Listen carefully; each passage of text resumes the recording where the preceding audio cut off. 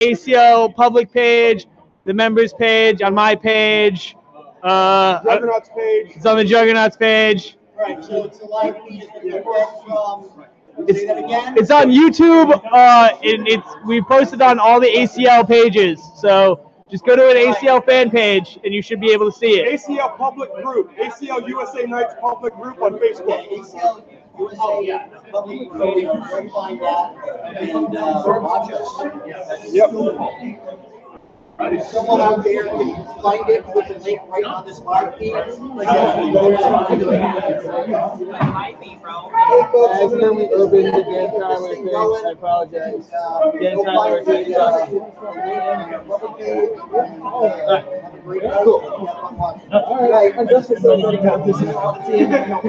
Can you hear me? Yes, no, maybe. It's not great. It's buffering. All right, well then. Buffer fighting. Where's Al? It's buffer fighting. Yes, we'll just. You got turned off already. Cool.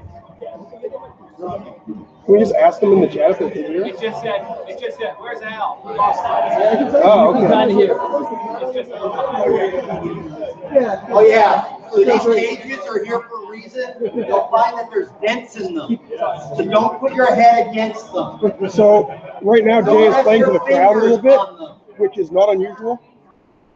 He's got his white jacket on tonight. What's that? To be in love with everybody. It's not unusual. It's not unusual to be in love with anyone. Not unusual to be loved by Cool. Hopefully we don't get drowned out by the live feed, the actual live music and fighting. Start talking about this for a minute. We're gonna let Jay talk. Yep, letting Jay talk. So what we're doing is full contact fighting. I happen to be a fighter as well. I don't know if any of you are familiar with the sport or not. He's pretty good. So, he might be pretty good, guys. so what we do here is we train at the Knights Hall in full contact medieval combat. We're members of the Armored Combat League.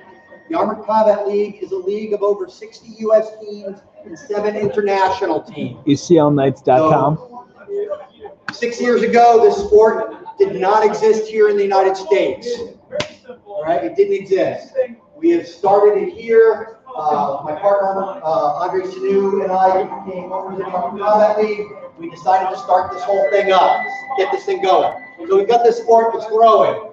The Knights Hall is the only fully dedicated school, full-time school to this sport in the Western Hemisphere. All right, we teach 56 classes a month here for people to do this sport. So if you're interested in doing it, this is the place to come learn how to do it. We are rapidly expanding where we're training this around the U.S. In fact, we have a part-time training school in New York City, part-time training school in Boulder, Colorado, soon to have one in the D.C. area, and we'll be spreading that around. The fighters here are from all over the Northeast.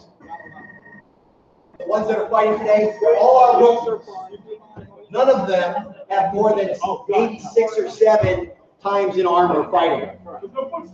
So this is the new crop. There are 19 of them playing tonight. We have another 7 or 8 that are on the injured list. Right? And then we had a couple go, you know what? I'm not doing it. Right? So they kind of, all right, this is getting a little too rough for me. Because it is full contact and the weapons are real. That's a steel axe. That's mostly. Yeah, most. Tell me, is that real? Those two. That being real, all right? So this is a 4-pound axe. The weight is all down here on the end. If I hit you in the head with this, what do you think that's going to feel like? Not good. It feels great. So, It's amazing. Not die or go to jail. Without a helmet, it doesn't really feel like anything because you're just dead. So we gotta wear armor. We wear full contact armor, or armor designed for the sport. Guess what? It's the same armor our ancestors wore, designed the same way they did. Right? So we're fighting in the equivalent of medieval armor, made with modern materials, as close to the way it was done as possible. with a couple of modifications for modern head injury safety. And that includes punching, right? We use anti-concussive foams. We use Zorbathane to deaden the ring and the vibration. We use cotton materials and linen materials the way they did in the Middle Ages, all in conjunction, and we go with over thick helmets, so we don't have brain injuries. However, people do get hurt doing this. People will possibly lose digits. Our armor is much better now. Right? So you get trial and error, you learn, right? So we're all fighting in mitten gauntlets here in the US now. Finger gauntlets are a no-no because fingers come off that way, right? So we all wear mitten gauntlets so we don't lose our fingers. Okay, how do you win? I was explaining something to everybody. He was like, Knock it down. Knock it down. So if you take a player off their feet, or if they even touch with one finger, touch the floor, they're out. So you have to stand up. So a lot of the throws that you might learn in BJJ or Jiu-Jitsu, you can't use. Judo. Because for judo, right, you go to the floor, you're out. So you have to stand. So you want to beat people into submission. You want to throw them away from your body. You want to punch them. You want to get them from behind. You want to cross-check them. There's all kinds of fun stuff. Yeah, you like the cross-check, don't you? Hockey player over there? It's legal here. No one goes in the box. All right? There's potential for blood. There will be scars. If you're squeamish, and maybe this isn't for you, it will be violent. It will be loud. Any questions? How about you down here? Did I cover everything? Did I cover everything? All right. So we're about to get started. Let me first bring in our referee crew. Here comes the referees. Led by the credible bulk, Andrew Dion. Matthew Genghis Khan. And Brandon, the boss, Ross. Also known as Muscle Jesus. He does look like Muscle. Yeah, he does. This is your announcing crew for the evening, Josh Curry and Evan Ringo. What up? So The most of the beardiest announcing people crew in the helping world. here are fighters as well, right? Because we're growing a sport that didn't exist, so we all have to work together to make this thing grow. Matthew Khan here. So we've got our giant. We've got our dwarf. Small, medium, large. Right? And then we have Brandon Ross here, who is he's our human fighter.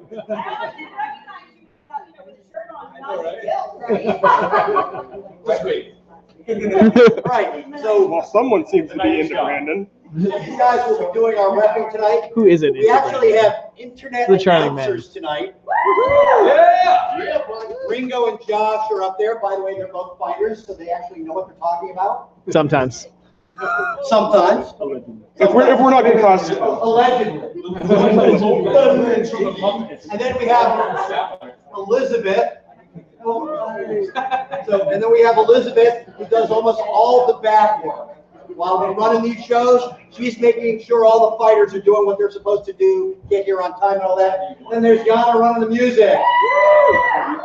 Yana's my beautiful wife.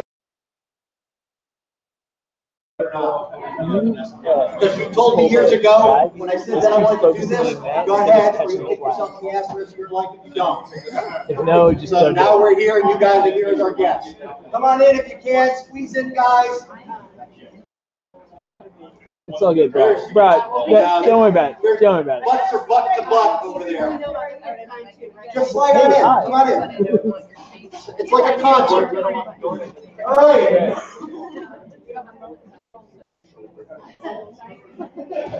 All right. I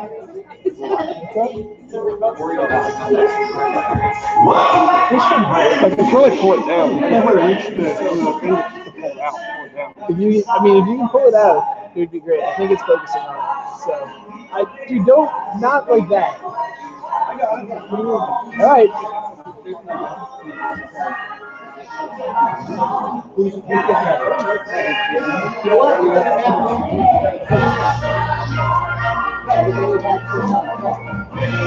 You doing Tyler? Jake.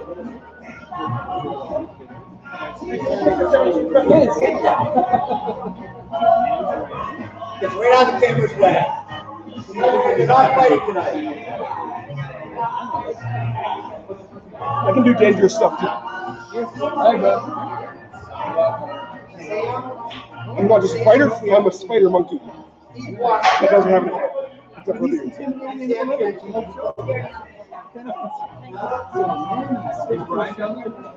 Oh, that's okay.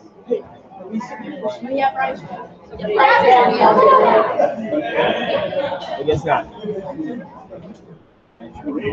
Sam Jensen, enter the list. We are calling captains.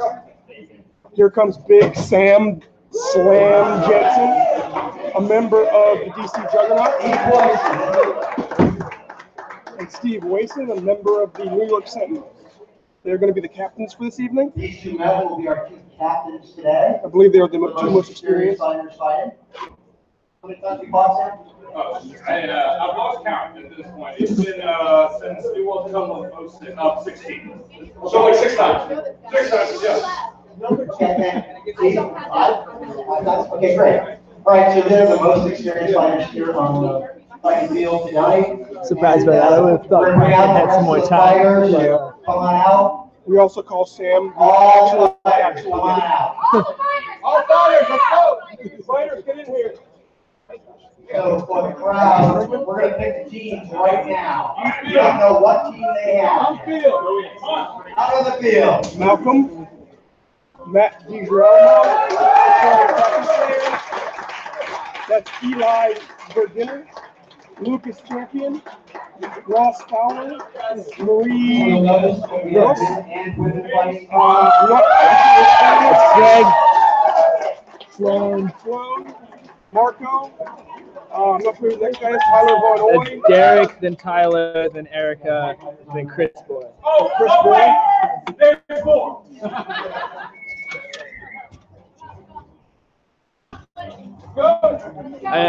Romario, maybe? That's Romario Quindai. One more coming. There he is. There's Kirk Lagarda. That's a lot of fighters. We have a ton of fighters tonight. It's, All right, captains. we do 2 10 on 10s almost. Yes, almost. Shoot for who takes first pick. They're going to rock, paper, scissors to see who goes who picks first. Rock, paper, scissors, shoot. Oh, Sam Jensen with the scissor win. Always start with Rock. Always start with Rock. I don't know what he's doing.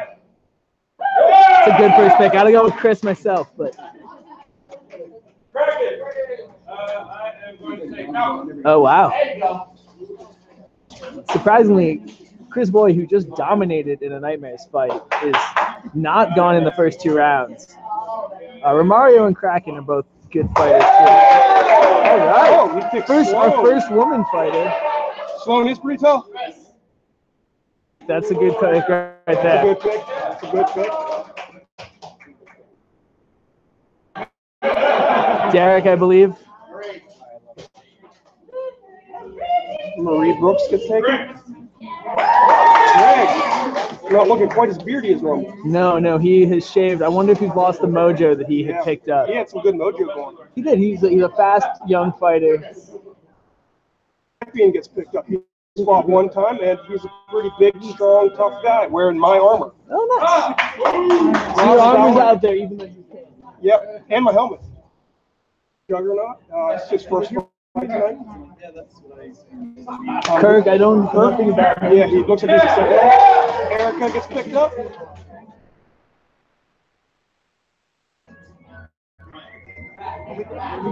Matt DiGirolamo gets picked up. What's your name? It's a good call. Strong picking. And then I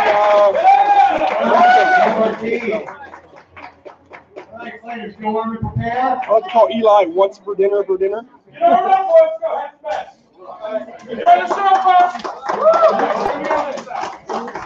This is pretty even makeup, it looks like. Yeah, right now I can't really call it in terms of who's going to have the lead. Also, I'm not sure what the format's going to be. Last year we started with a bunch of 5-on-5s. I don't know if we're going to do that again. I don't know if we're going to be doing any singles I today. think we're going to do all fives. There's no way we're running all fives.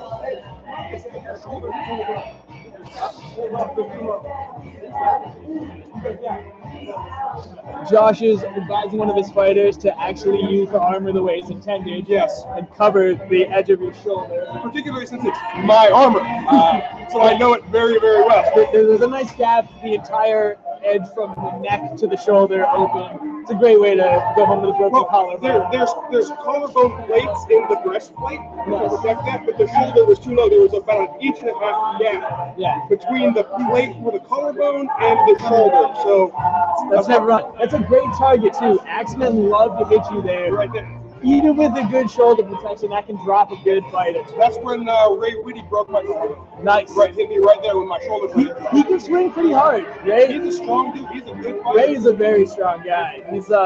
It's too bad he's recovering from an injury himself. He fought at last year's Rookie Rumble and was extremely dominant. He was probably the standout of Rookie Rumble for me.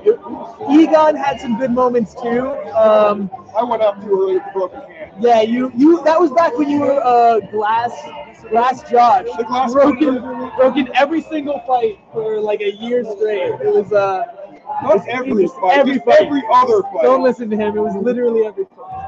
I've done 5 in a row now without getting hurt. I know you passed it on to Kraken. We have to watch and see if Kraken continues his reign of pain. Yeah, he has also been injured in the past, I believe, 3 events he's fought at. So we'll see if he makes number 4. In Kraken's defense, 2 of them have been the same injury, just repeated over again because he didn't feel it right the first time.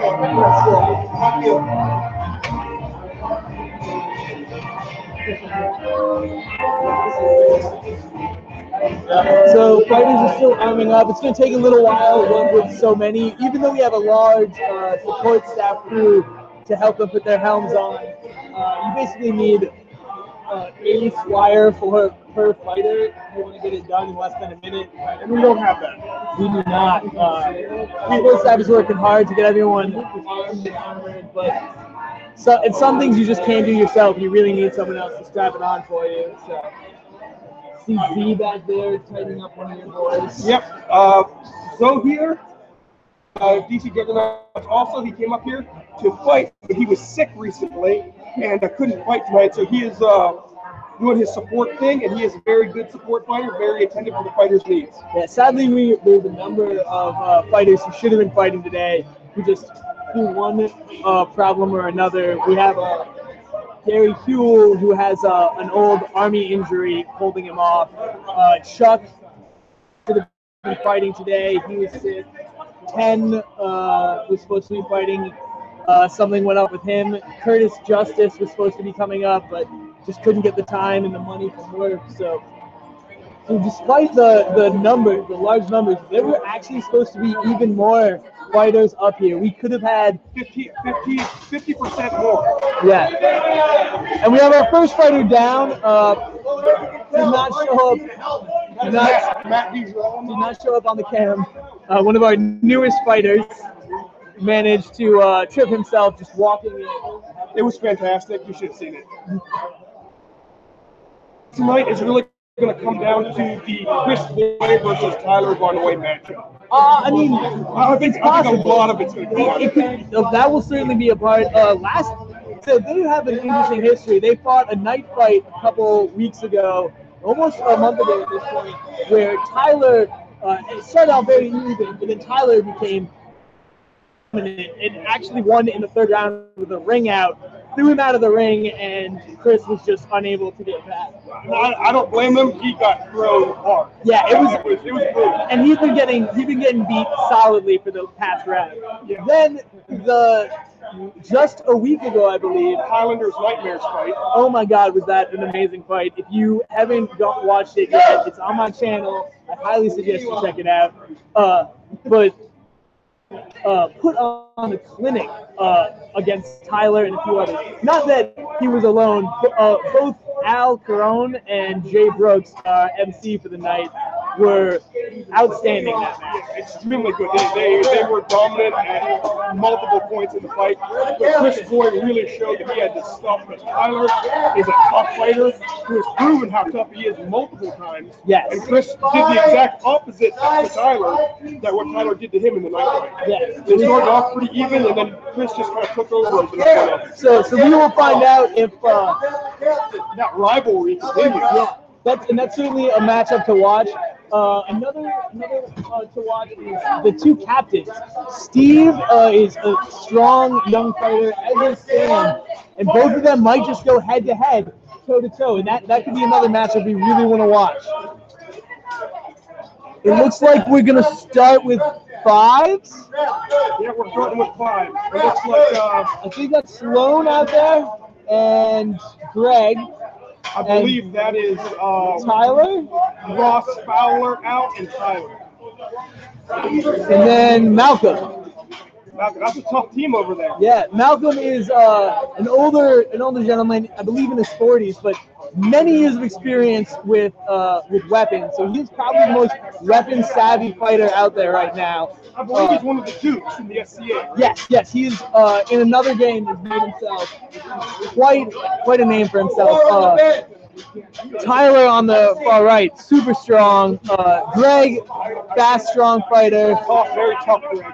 I don't know much about Ross is his first fight tonight. So we're we'll gonna see. find out about it. Sloan, she hasn't fought men before very often. It's her second time, I believe. So we'll see if she can do more than just hold up. That's what she did before. It looks like on this side we have Sam Jensen, Chris Boyd. I believe that is Marco. Is that Romario on this closest to us? This right here closest to us is Sam.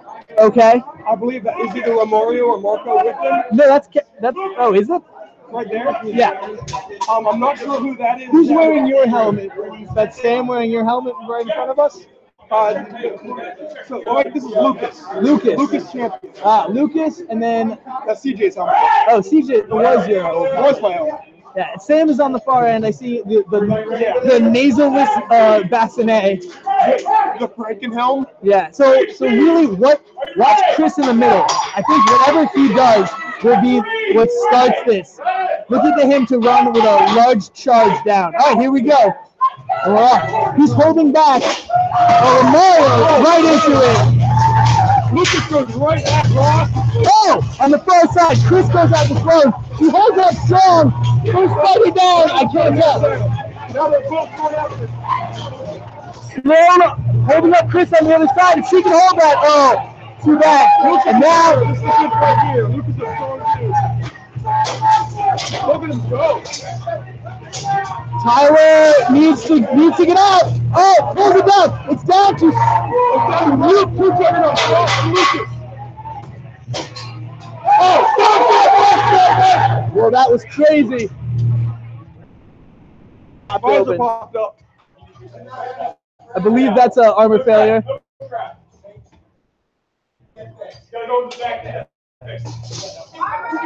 Ross has to go get his helm fixed. And his visor popped up. The button is not an effective method.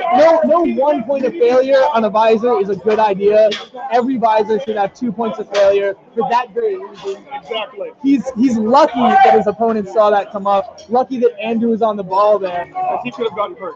Yeah, he could have been very hurt. But that was a crazy match. A lot of 1v1s. Saw some great work. That Tyler Chris fight again. Yeah, good. that's what it came down to again. But I want to put up with Sloan for holding Chris off for a good 30 seconds there, letting her team work. That was key. Sam Jensen calling for new weapons. I don't Or a new fighter. I don't understand what I thought Sam was on the close side. I am Apparently completely not. off track of who's fighting who. Yeah, no, this is very hard to understand with. All right, I could have sworn I saw Sam on this side, but Yeah, I could have sworn too. Okay, we've got Eli Berginer out there. He's wearing my big sugar loaf. We've got Sam Jensen out there. Marie Brooks. It looks like Sloan Brooks is out there too. And I don't know who the last gentleman is. Maybe Derek Pitchcroft. He looks of a size. yeah, I think that's Erica, not Marie. Okay, on the side closest to Lucas, I believe that's from Mario again. Cracking his bar in the end, and I don't know these two middle fighters. Oh, that's Matt DiGirolamo and right next to Kraken. I don't know the other guy. Which means I might be hurt. Round two. A little fuzzy. Apologize for the quality of the video on here. Oh! And they just go right into it. Eli and Lucas are going after each other. Oh, that's a nice hit. Kraken goes after Erica. Doesn't manage to get the throw. Starts chopping. Going at the helmet. Never a good idea. Oh! Then takedown. Nice use of the body. Nice use of the body there. I like this fight over in the corner. Oh, nice. Able to get away. I don't know who's up. Sam takes down Lucas. Kraken needs to get in there and help his opponent right now. Really, right now, they should just throw him over the bodies. There is no point. Yes, just like that. Oh, but he manages to step through it and almost took the other person down. It looks like he might pull this out and push them both. Oh, yes, he does. He went up. That's Derek. That was an impressive move right there. I believe that's Derek. I'm not sure 100%, but it's the right size for the person, and he's moving like a new guy, so I think it's Derek. It was. I don't like the choice of the mace there, but that was nice work to tie them both up together. That was a clear case of the two fighters cracking, and who was he fighting with? I couldn't tell, but they got stacked up. Yeah, they ended up lined up. You need to do what's called 45, where you're at angle to your opponent, so you can only fight one at a time. Especially if you're fighting somebody who's stronger than you. Yeah, stronger and bigger. That should have been an easy takedown, push over the bodies, and they just didn't make it happen. The guy is very strong looking, very big looking guy. No, it was great work by Derek. So looks like we got Greg, Tyler, Derek again, Sloan, and Erica, and then on this side. Right there. I'm thinking that's Romario. Yeah. That's Marco in the middle. I think that's Kirk.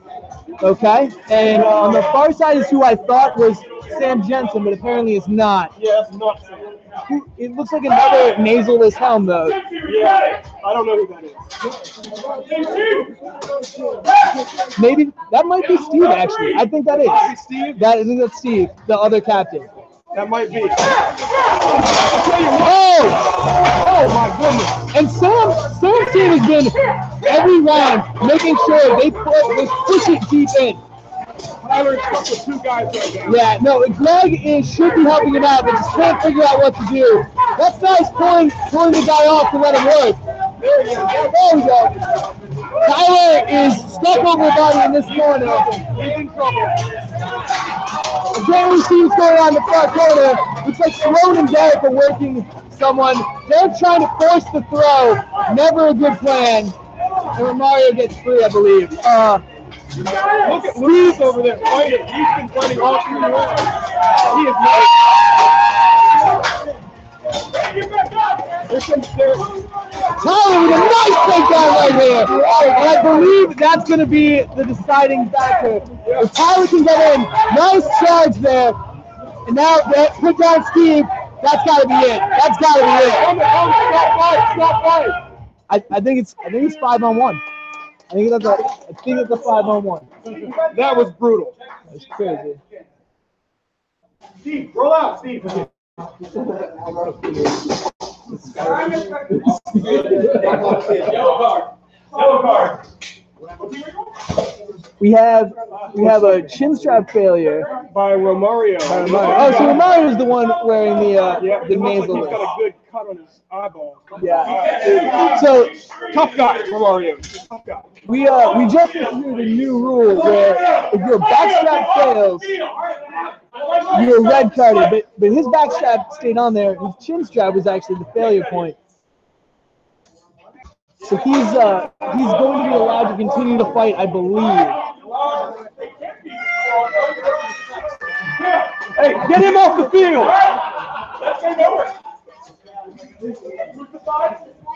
Sorry, I had to yell at support there for a second. Santine with a 5v1 at the end right there. That was an impressive. That was some good work by both teams, I think. Oh yeah, certainly. I'm really impressed by Lucas Champion. He went out there and fought all 3 rounds and continued to go after people in all 3 rounds. And I'm not just saying that because he's one of my guys. So some real standouts there for me were Derek. Yeah, let's make sure that was there. That's fair. Yeah, it was Derek that won the 2v1 at the end of the 2nd round. And he had some dominant physical performance at the end of that 3rd round as well.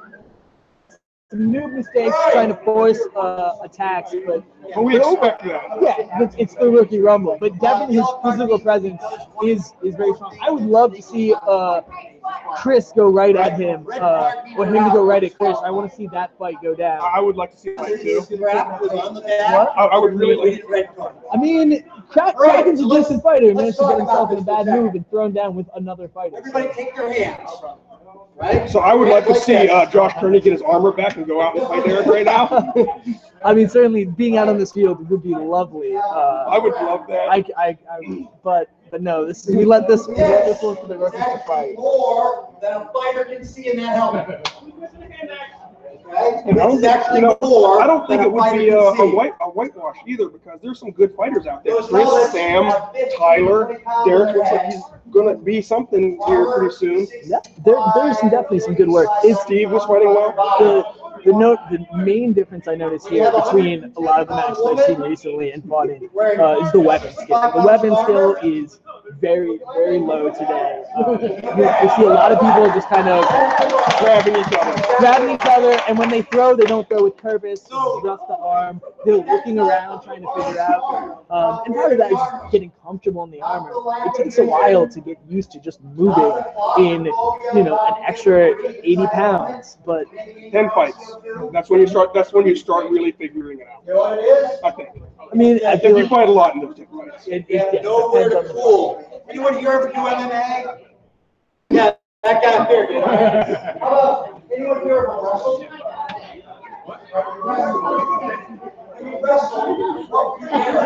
Jay just asking if anybody did MMA, and I might have had a amateur MMA career in my younger years.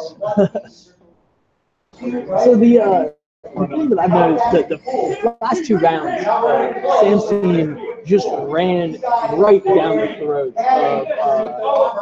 of Steve's team, and It seemed to work. It does. The pushing the aggression in this, especially when you don't really have the room to work, when you don't really know the tactics, just seizing the pace, seizing the initiative is very hard to fight back from. Yeah, absolutely. Especially when you put their Only 60, so it's against they're only rail and 93 heat inside the room right now. Being in armor, you're fighting in armor the whole time. If someone bends you over the rail and starts pushing, now you have to fight them, their armor, plus your own armor, as your chest is being body compressed. mechanics. Yeah, it's an awful position to be in. So I think that was definitely a key to that last fight. It's a 5-man team, so there's 10 guys out there in a very small arena. It is crazy small. And you and I both want a little bit more room to work. I think this is good for 3s, but 5s I think it's a little small. I mean, honestly, I love my home arena, but I would much prefer it to open up, which is going to in the next month. We're moving to a new, bigger arena. It's gonna still have that distinctive columns in the middle, making it kind of like Run the back of their helmets. That's the only thing they're going to be making able it to kind of use like to a determine forest. what Gives you a little area to fight. Even with the matching circles. I'm a big fan of having individual arenas that give you different looks of terrain. yeah, where you have to learn how to fight the arena. It makes you a better fighter. It makes you a heads up fighter. So that New York's arena has some nuances to it. it certainly does. That big column right in the middle, and then there's two basically easy ring out spots where there are chains where they don't have a real rail. Though the calls on what happens there have been weird recently. But originally it was just if you threw someone through the rails, they're out. So that was a dangerous lane to play in. All the fighting generally pushed to the right So we have side. representatives actually from 11. So that's So one tactic that Mangler used really well in the Highlanders Pittsburgh.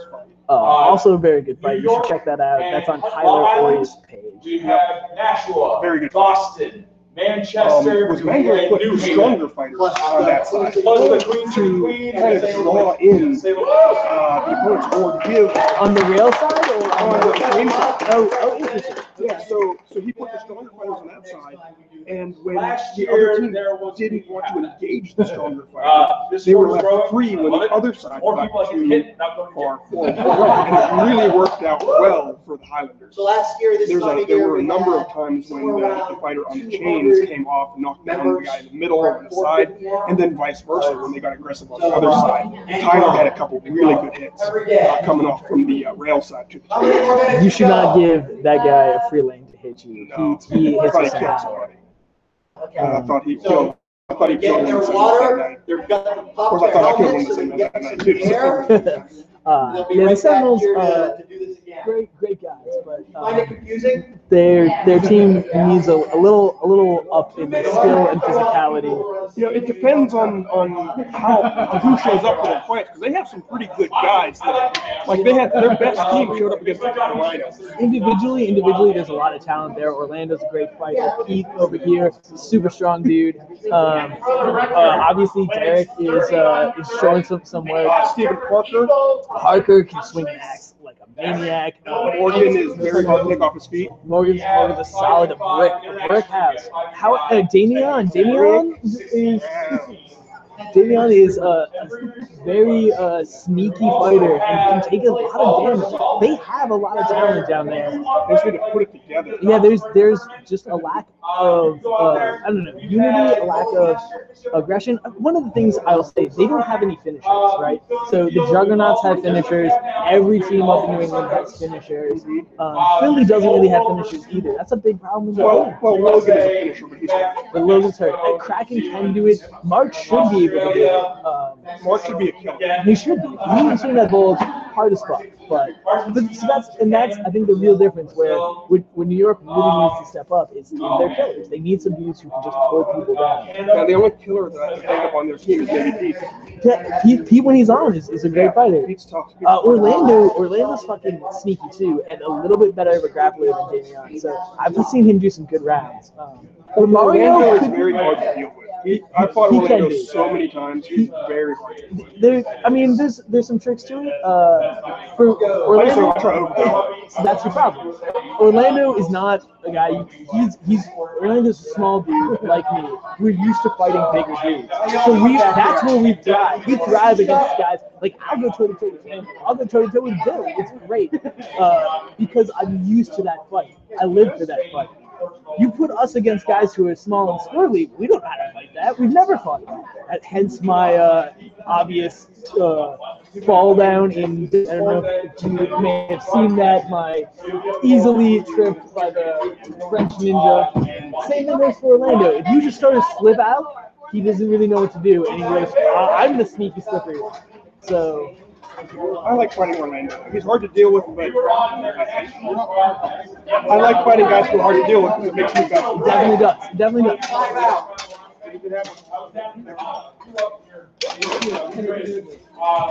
This fight has been brutal already tonight, and we've only seen one set. Yeah, I do not know, even with the number of fighters we have, if we're going to be able to keep doing 5v5 the whole night. Usually fighters go down to armor failure, to injury, We've to already seen some armor exhaustion. failures, right? We have. We've seen some bad armor failures. Honestly, this is part of it's because they're rookies, but like people should have their shit a little wired tighter. Two helmets have gone on today. That's a Well, little one sketchy. visor. A visor, right, And a a helmet. helmet popped off. And a helmet popped off. So, and that's a lot of that. I mean, this happens, right? Freak accidents happen, but I'm guessing this is due to a lot of people just not really knowing how their gear works, not knowing what to do to put it in the right space. That's a talent. That's a skill you have to learn. Yeah, It's- absolutely. yeah, adjusting your armor is one of the first things that you need to do to get in those first 10 fights that Josh was talking about. That's one of the first things you need to do to get to that level of just comfortable movement. Just being comfortable in your armor and being able to get it on and off without too much help. Everybody needs a little help. Yeah. You should be able to do that in your first 2 fights. Yeah, and then, but like, you also need to learn how to put it on, how to treat it right, how it's gonna move, how it slips. Armor tends to move, slip down on you in different ways over the course of the night. And you have to learn, hey, Readjust yeah, it. am I gonna have to pull my crease up? So there's a lot of that, and a lot of these people are gonna be learning that now because they're not so used to it. It looks like Sam's team might be pulling out some big guns. They got Greg, Sloan, Malcolm, Derek, and Tyler out there. This is a good lineup. So if I'm Sam's team right now, I put Chris Boy on Tyler. I run Espar those three to the left, straight down the middle, leaving Sloan and Greg able to try and pick someone up and run around. Greg needs to be a pinball, and Sloan needs to just be that free safety to pick up who's ever free. Who do we have on the Steve side? It looks like Chris Boy, Marie Brooks, Kraken, Sean Kraken Slayer, And I think that's Kurt. and Kurt. And we need one more. So yeah, someone needs to stuff Chris early, and if they do, Sam's team should just be a victory right here. Kraken needs, Chances are Tyler's going to run down and try to get on Chris Boy again. if he can stuff him, that could be the round. Alternatively, if Chris can get free and do some work, that could be the deciding factor. Or if we can see maybe Kraken can get free, do some takedown, maybe Marie can go make some work happen. If one of these other four, and I still don't know who the others, can get free and make something happen, that would be that'd be a huge turnaround. But So interesting, Andrew was making sure everybody's straps were all strapped up. yeah, as head ref, he should That's be checking. Marco in as the fifth guy. Yeah, he should be checking back straps and chin straps every round. And he just did. He checked each one like twice. Nice. Here we go. And just like I said, Yeah, there goes Tyler right down into Chris. But Chris, And we'll see what happens. Okay. We see, looks like Kraken right into Greg with an early takedown. Oh! Good catch. Awesome Kraken. Malcolm bouncing off the bodies. Derek kicks down Kurt. Malcolm's attacking his own fighter, it looks like. Yeah. This is the problem of mixed up tabards. Usually we're all wearing the same tabard. I think that's not 3-on-1. That is 3-on-1. Went down. That should have been a 3-on-1 call right there. It was quick. It didn't have any quick. It did. I'm not going to play on that one. No, there's a lot of confusion with the mixed up tabards on here. I think after this round, I'm going to recommend they switch to that. Yeah. The tape solution is okay, but honestly, tabards are what's needed. Greg with some good hits, but looks like he needs to take a break. Sam just came in, and someone is coming in for Malcolm. Nope, Malcolm's staying. Nope. Who's coming in? About 6. Looks like there's 6 on Sam's side. On Steve's side, Maria's calling out. It looks like Sloan coming out. Sloan is coming out, yes. On Steve's side, we have Kraken stayed in, it looks like.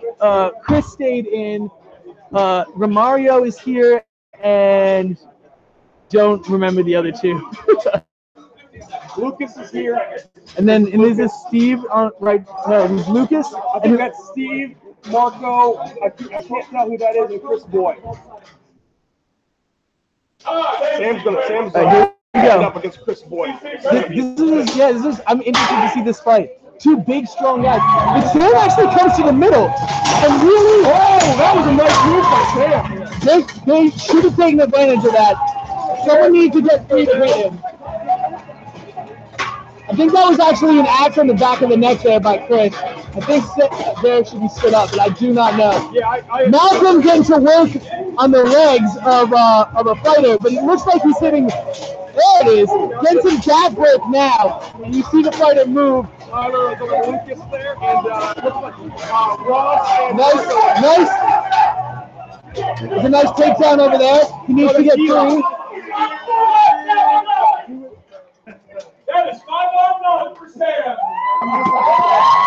Nice. That was a really good move by Sam at the beginning of that fight. It was cutting into the inside, popping right back into the corner. Yeah. Out 2 to 3 dudes with that. He set up to 2-2-on-1. Part of the problem with that though is Chris needed to step out and hit him. He's too slow to engage. He let Sam take that move, and then Sam took advantage of it as he should. Absolutely, that was a very smart move by Sam. That's probably the best single move I've ever seen him do. It was and a lot of that right there. I don't know if Sam had a single takedown in that. I didn't see it, but that doesn't take him away from possibly being the MVP of that round by taking 3 fighters out right away and setting it up for the rest of the team. There's a lot of this that is not just the glory hound. A lot of it is sometimes holding a dude and taking damage while your team can do work. Yep, it looks like Ross Fowler changed his helmet to his backup helmet, the nasal. And it's it should be good. Eli for dinner, Sam Jensen, Sloan and Eric are in against Chris Boyd, Marie, Marco, and Kirk, and Steve. It's interesting that they brought Chris to the other side of the ring to see if he could do something. I would have actually put him against the 2 girls and see if he can get 2 early takedowns. But now we're going to see if he can put some strength on strength. He just took Eli's head off. Quick takedown, and that could be if he can get the second takedown.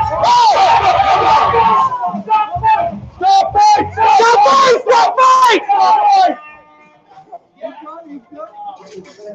Another helm came off. This does look like a backstrap failure.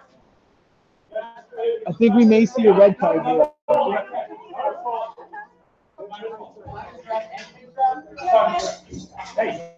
I don't know. We're gonna see what the ref call is. Yeah, he's calling it as a broken strap. Ross, it's no big deal. Go get it fixed. Looks like he'll be allowed to continue fighting because it was a non at fault. But as you saw, Chris, with those 2 big takedowns, that's what he needs to do for his team. They have an easy chance of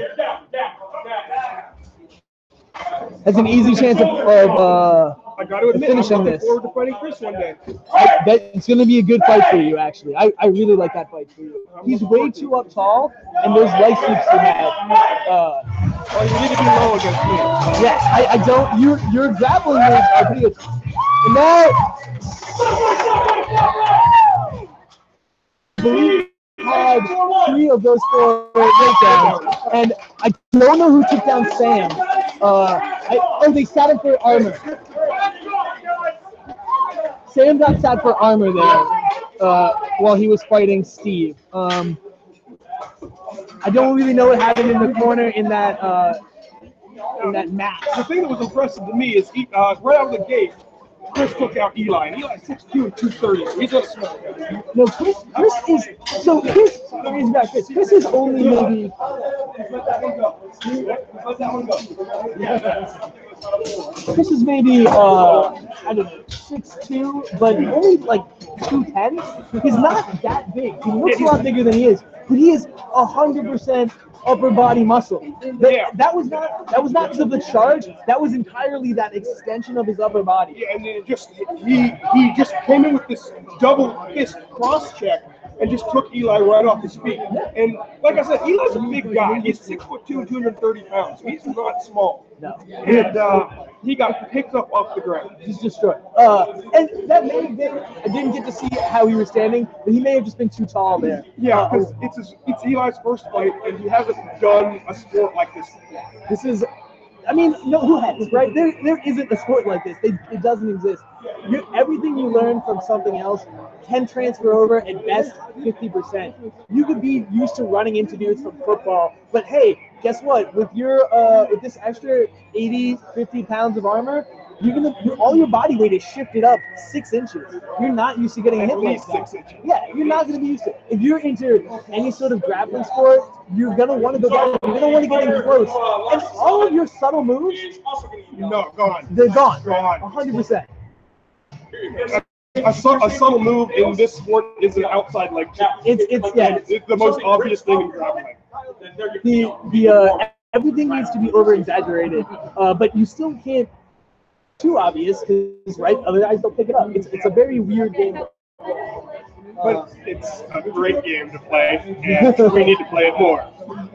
We do. I cannot wait to get back on the field. Hopefully, my doctor clears me to be fighting next week. When's the next time you're going to be back on the field? 217 at the Monarchs. Oh, hey, I will see you there. Yeah, you will be drafting me, I would imagine. I mean, maybe. I'm hoping to bring a full team to have an entirely Merc-free team. One of the things we do in chapter matches, if you're unaware. Oh, hold on, I'll get back to that point. There's a cool thing about to happen. 3 weeks ago, December 30th, it was New Year's Dash. Prize to be given out to the most entertaining fight and the winning entertaining fight of the evening. Tyler is being presented. Hand-painted medieval and cross shield. It's made by Yana Brooks. It's a beautiful shoe. I think that a tradition we started doing at our night fights, which is Camille Singles event. We started having audience vote for Fight of the Night, and the winner is given a shield painted by Yana Brooks. They're period style, hand painted. These shields are works of art. Honestly, Jay saying the punch evil, honestly, that would be a mantle shield for me. I would be too worried about that getting hit. That's art. That is. But if you punch someone with that, it'll look real cool. Yeah, it'll look real cool. If I had won something like that, that would be right up on my wall next to Clifford the Big Red Shield, which is now cool. I remember Clifford. You got punched by Clifford. I did. It was a good shot. Those punch shields, I still feel like are not the way to go. I'm a fan of the. I feel like I'm just a fan of the buckler. And if you want a big shield, you use it for defense. And really, that's for a mass battle where you have those big holes. You give your big edge guys. Yeah, maybe two edge guys with the big shields sitting there. They can just absorb damage from those giant polearms. Because if you can sit there and absorb 3-4 polearm dudes, you're freeing up your two-handed axes to go just wreck people. You're freeing up your flankers. It lets you take time and establish control of the field. Absolutely. I'm going away from the punch shield. No, it gets caught up too much when you're grappling. I like that move to the axe that you just made. Yeah. I feel like that works with your style much more. I get to run more. I remember one time when I went up to New York last April, I was fighting with my red shield. I actually was in a grapple and I was winning the grapple. My shield got caught up. The guy just leaned back on it and suddenly I couldn't move. Yeah. And then a guy came over with a two-handed and actually started chopping me down. And I had no choice but to take a knee because it was either stand up and take a beating and not be able to do anything about it because I can't move. And that's one of the problems. They get bound up, which is also one of the problems of two large axes. You'll notice no one out there is wielding a forearm taller than themselves. The largest forearm is the one Malcolm's using, probably only 4 feet tall, which honestly, for fives, I think, especially in a place this tight, might be a little long. That's a little long. You need to have 40 inches. yeah, you need it long enough that you can still deliver some power, but short enough that you can maneuver it in the grapple. And I think his is a little too long for that. It also looked like he wasn't able to get free to really swing it. I saw You him. need a lot of room to swing things. Yeah, I saw him landing some shots on Steve's butt. And I mean, eventually Steve moved, but really, if you have that time to land some shots, You should be putting it out. I mean, at the very least, he needs to react to every shot. There should be no shot that he can just slug off. And part of that is making sure you get good gap placement, but you shouldn't need it. You should be able to, through a crease, deliver enough pain. Someone's going to go, I can't take it. You hit the top of the crease, and you're good. This is what you did to me at the Rhino match. You hit the very top of my crease. You didn't hit my flesh, but I was like, oh, that made me react. Versus at Atlantic Cup, when Kraken was hitting me, it took him 6 or 7 shots before I even turned around and looked at him. So he was hitting me right in the middle of the different areas of the plates. And that's a shot placement thing. One thing that I love to do that I haven't seen a lot of people do is work the body up to down. So if I start throwing shots, unless I know I'm hitting a gap, I'm just going to go top to bottom, bottom to top, and hit every spot until I see that reaction I want. Continue hitting that spot. That's a good plan. Yeah, I'm stealing that. I'm totally stealing that. That's a Cat Brooks. He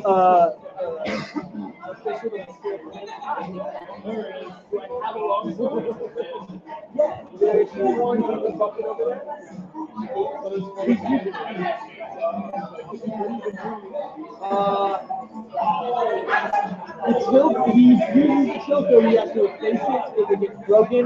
There's a fabric with a round handle with some tape on it. If that one breaks, it doesn't We're being told that they can't hear us very well. We're probably not talking into the mic. All right, we're gonna work on that. So just get closer to the mic. Hey, if you're if you're watching the live stream, can you please post in the chat whether you can hear us now?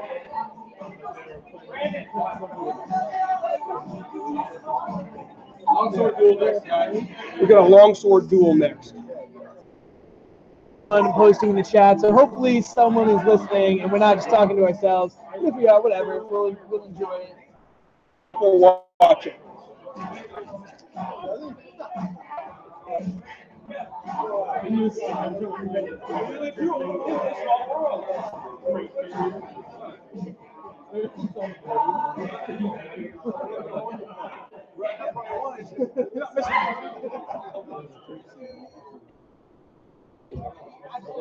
So we have a longsword match coming up between Malcolm and I do not know his opponent will be possibly Steve Murphy. Thanks, Ken.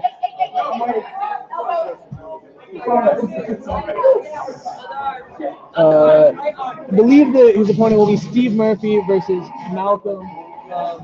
Steve and Malcolm are both fighters from another game that Are very good at that game. It's another simulation of medieval fighting that was not using steel but using rattan. So they're both highly skilled weapon fighters. So we'll see how this looks. This may be a very, very entertaining fight. A lot of times what happens when you get two guys fighting in this sport in singles is they'll just spam shots at each other, just throw as much and as fast as they can. And it's an effective strategy, but it doesn't look very good. And at the top levels, it falls off. It's only good to be the bottom 80% of fighters. Neither of these fighters are particularly youthful or fast, so we probably won't see much of that. So hopefully we'll see some nice technique, some interesting flourishes. Yeah, I'm looking forward to seeing a very highly skilled fight. The best looking fights are always highly technical, but also highly athletic. And both of these men have been putting in a lot of work to get their bodies into shape for this. So this may be one of those very high level matches. We'll find out how well their training has been preparing them. So. Looks like they're fixing up their armor right now. Now, I know Malcolm has been training a lot because I talked to him about training somewhat frequently on Facebook. I don't know much about Steve. I didn't even recognize Steve when he came in. It took me a moment to remember who he was. But I understand that he's pretty good with the sword, so hopefully this will be good.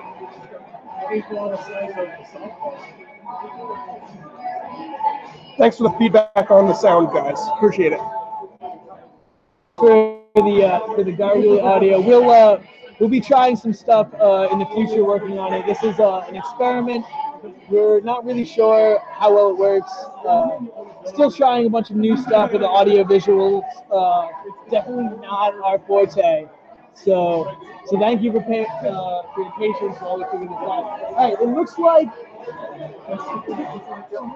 that is not Steve Murphy. This is Lucas Champion. I believe he said this is his first fight. No, this is his second fight. Second fight. Oh wow. Well, this is going to be an interesting fight. So Endless casting. we're going to, and I believe he looks like he was fairly in shape and strong. Yeah. So we're going to see technique versus raw power and aggression. So He's a young guy. He's I think only 23 or 24. we've seen. Mainly you're trying to get along the ground. Duels are 1v1 there for who can get the most points. You score a point with a telling blow. Nice and strong, clean shots, they count. Whereas more points at the end of 60 seconds wins that round. 3 rounds to win. So best of 3. Count. Throws count. Yeah. Yes, you get up from the ground, please. It is 60 seconds. They then get a 60-second break before the next round starts. So this is a test of endurance as well. Your ties, you need to fight it again. That happened. I have been a part of that when I did full-arm duels, where I had to fight 5 rounds? Yep. Yeah, 5 rounds, because there were too many ties. Too many ties. Too many ties. We have fighting Lucas for Steve. Potentially the other team. So we're going to look into that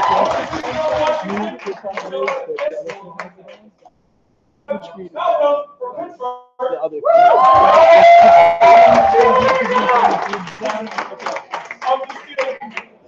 Hopefully this is already fixed and I'm just behind them. Do you know if the other feed is going? The other feed. The other feed is going? Can you go talk to Liz or Yana? Never mind. Got handled. You are counting strikes on. You are counting strikes on Malcolm. So I've lost Josh. Here he comes again. Here I come again. This is going to be an interesting fight. I'm very looking forward to it. Let's all feed is up. No, we're good. Okay. I can't pick a winner right So you now. ready? I think Malcolm has the Round 1, time ready? It depends entirely on his training. If he's been training well, then yes.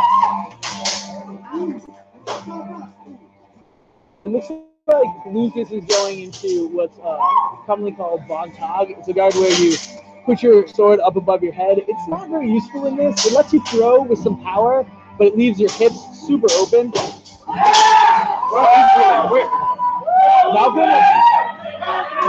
Malcolm's precise, but Lucas has some speed. He does. But he's not able to finish and continue his blows. He needs to be throwing flurries. Malcolm is pretty much able to throw through his guard right now at will. He's getting a lot of arm hits. Yeah, he's able to just tag that arm. What Lucas is doing is keeping his elbows out. His elbows are being tucked inside. As you can see, Malcolm is doing. That gives you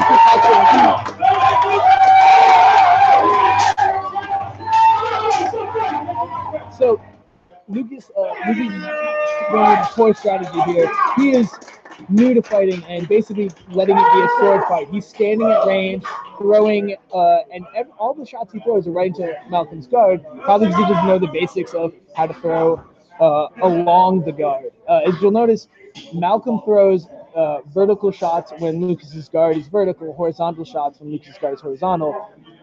Lucas, on the other hand, will throw a shot that is perpendicular to Malcolm's guard, basically throwing directly into the sword. Sometimes he'll be able to land if he can beat him on speed, but most of the time he's unable to. If, It's very much youth versus experience we have. if I were Lucas, I would push that. I would play inside the guard the whole time, even though you're not swinging. Oh wow! I'm surprised at that. He swung a lot more. He did swing, and it's possible a lot of those shots that Hit the hands. yeah, that were landing on the arm were not far enough up. If you hit 2 inches gauntlet, you hit. Had the sword going into the crowd. Someone may have almost lost an eye. That's a good, just a close shave. So this is how I would play it if I were Lucas, making it entirely a physical match. Malcolm needs to get free so he can throw. There it is. On the tree, it throws a shot in. That's savvy veteran maneuver right there. Hit the ground, Sam! Sam Jensen did it.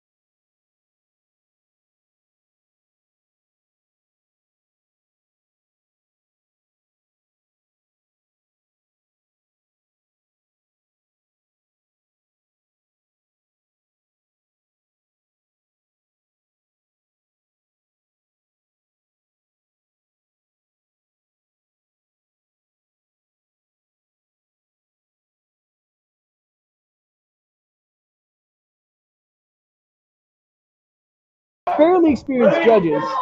So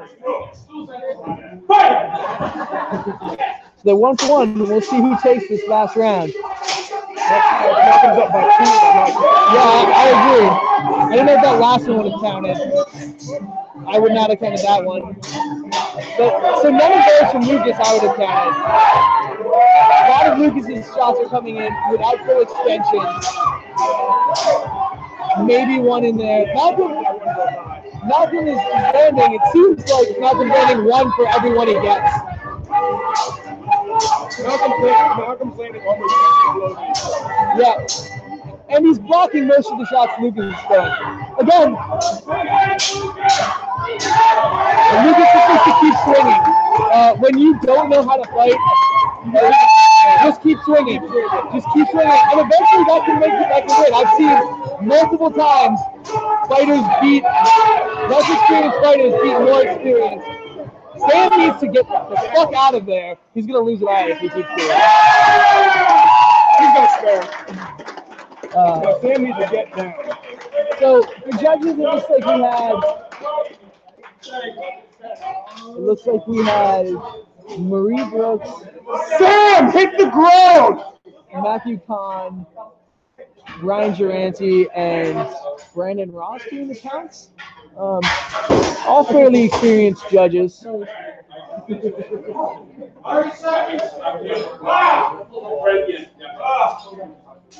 Looks like they're calling this close.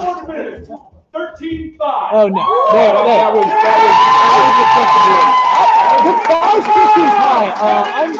these counts don't line up with mine. They're Yeah, I gave Lucas maybe 3. yeah. It looks like the refs are calling a little lighter than they usually do. It's hard to tell. It's hard to judge how the call goes any specific I day. think they were counting comments too. Yeah, I didn't see any good combos landed the whole fight. I know some combos got called.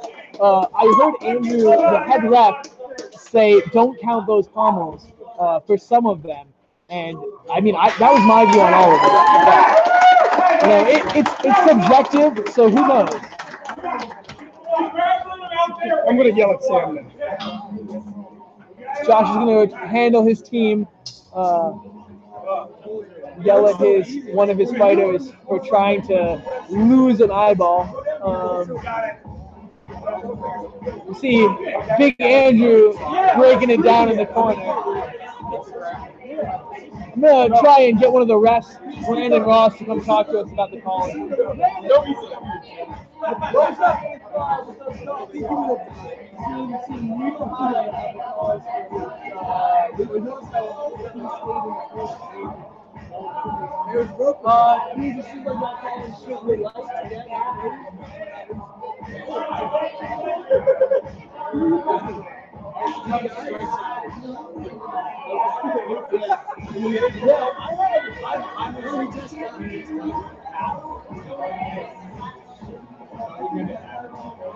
I had a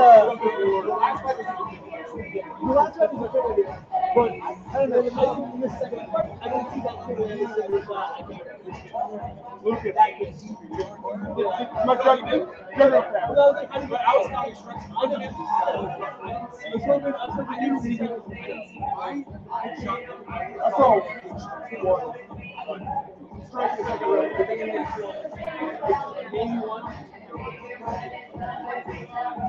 I'm terrible.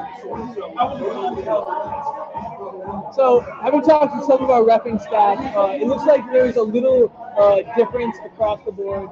So this is a problem that generally happens where people have repped, but they haven't repped together, so they don't always call to the same standard. I ran into this a lot when I was repping in Denmark last year, where I started calling way tougher. Like, you had to hit much harder for me to call something when I first started.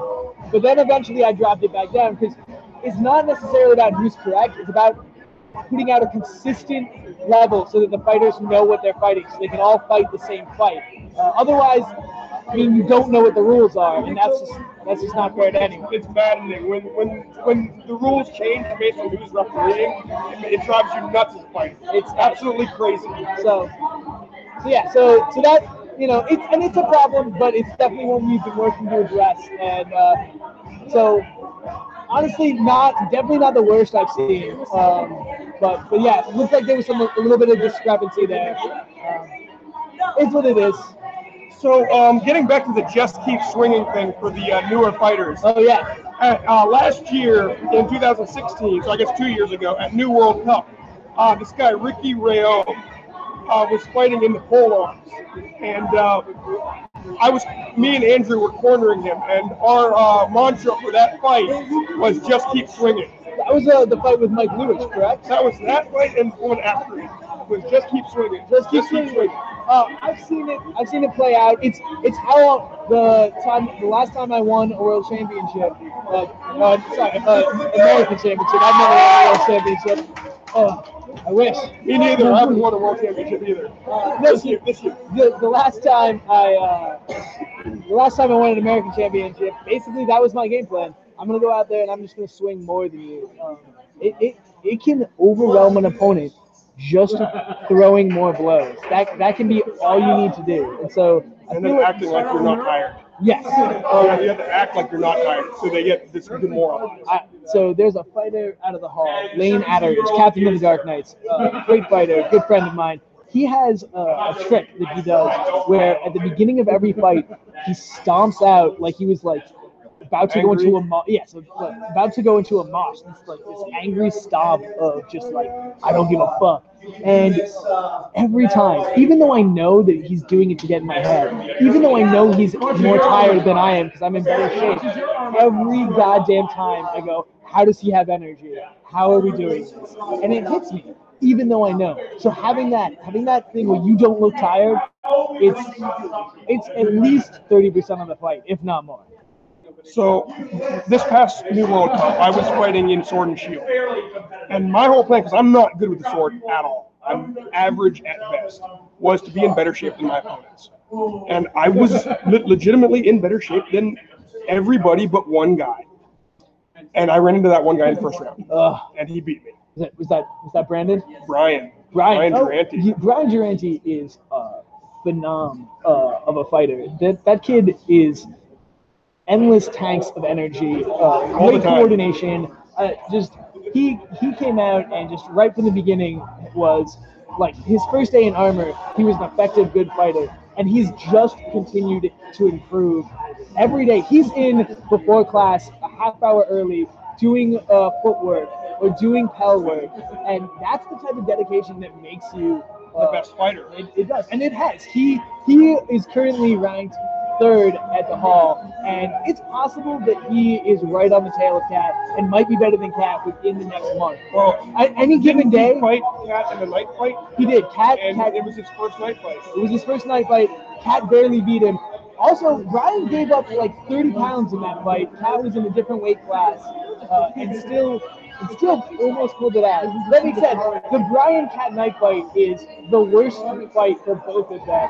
Brian, possible. It's the worst fight possible. Brian is not very good against much stronger opponents. He hasn't really figured out how to deal with it yet. Probably because he's used to being a strong guy.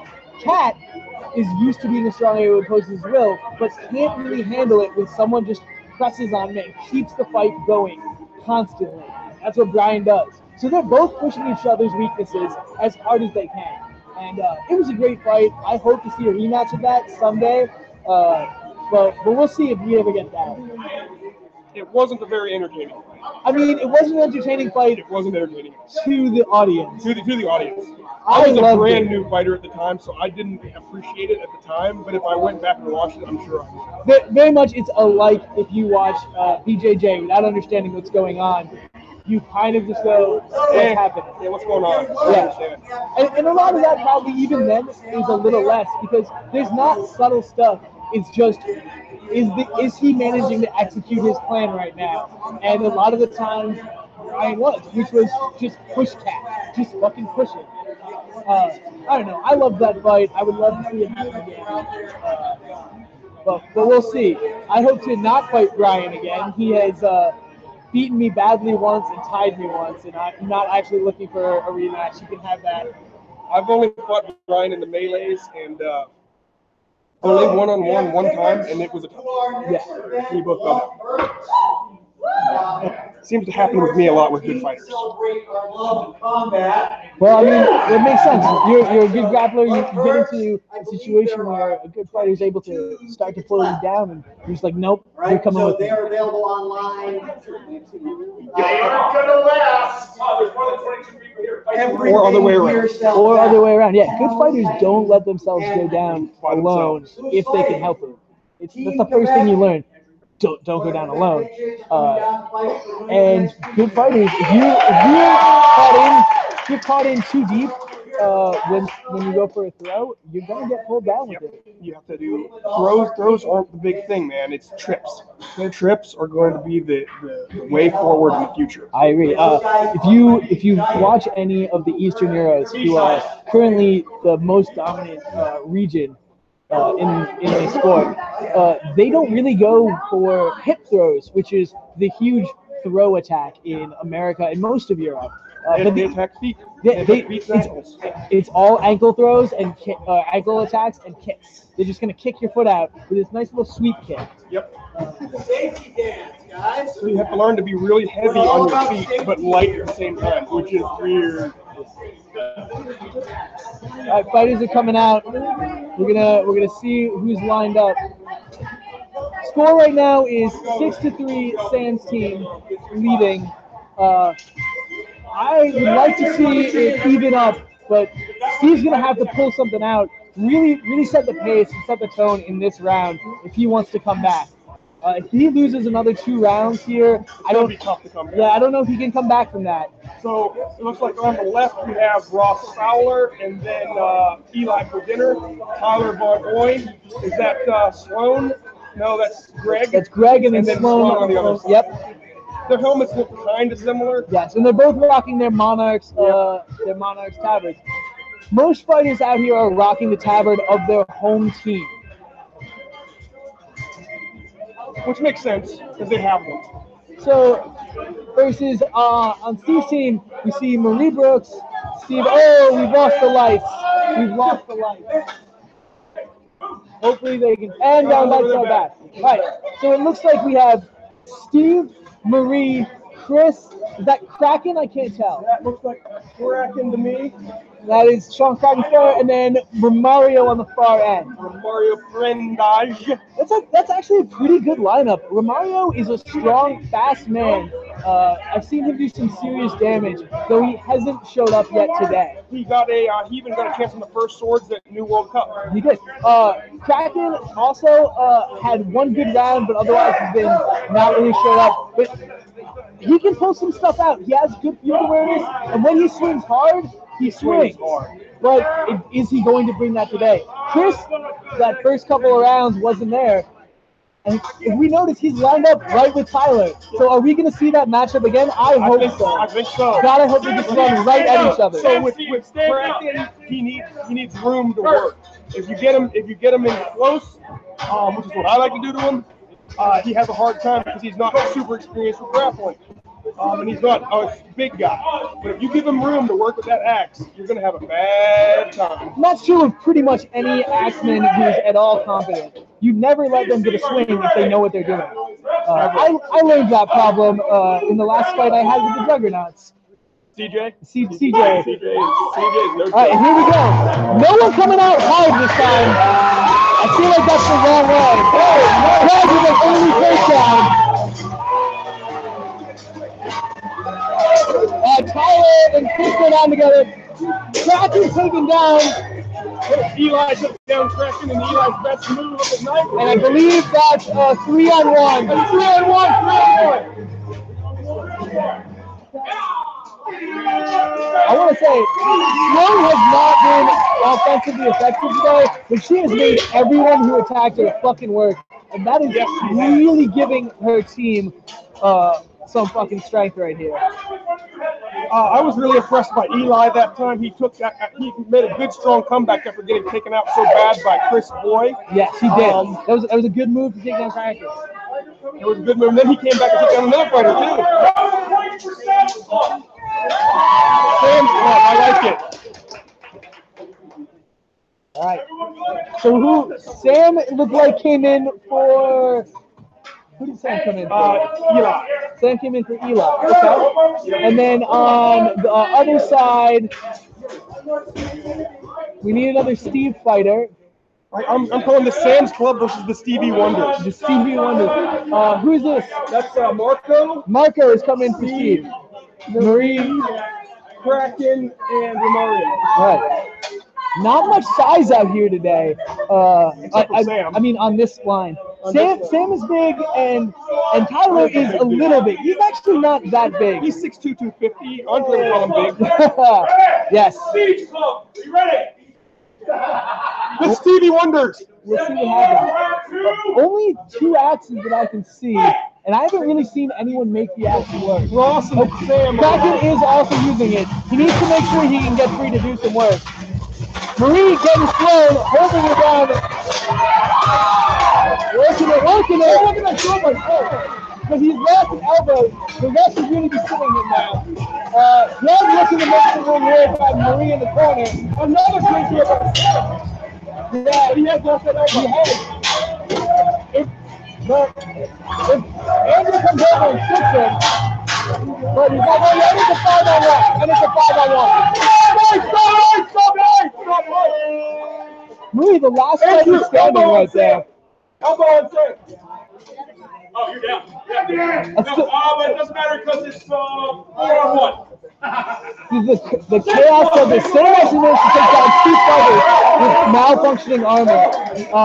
Theoretically, they should be stood back up, but sometimes that just doesn't happen. Yeah. Refs can't see everything. They cannot. And it's really hard to see when an armor failure happens because everything's happening so fast. The best thing you can do is if you notice your armor has come off, just sit yourself. Because you're taking a gamble with your life.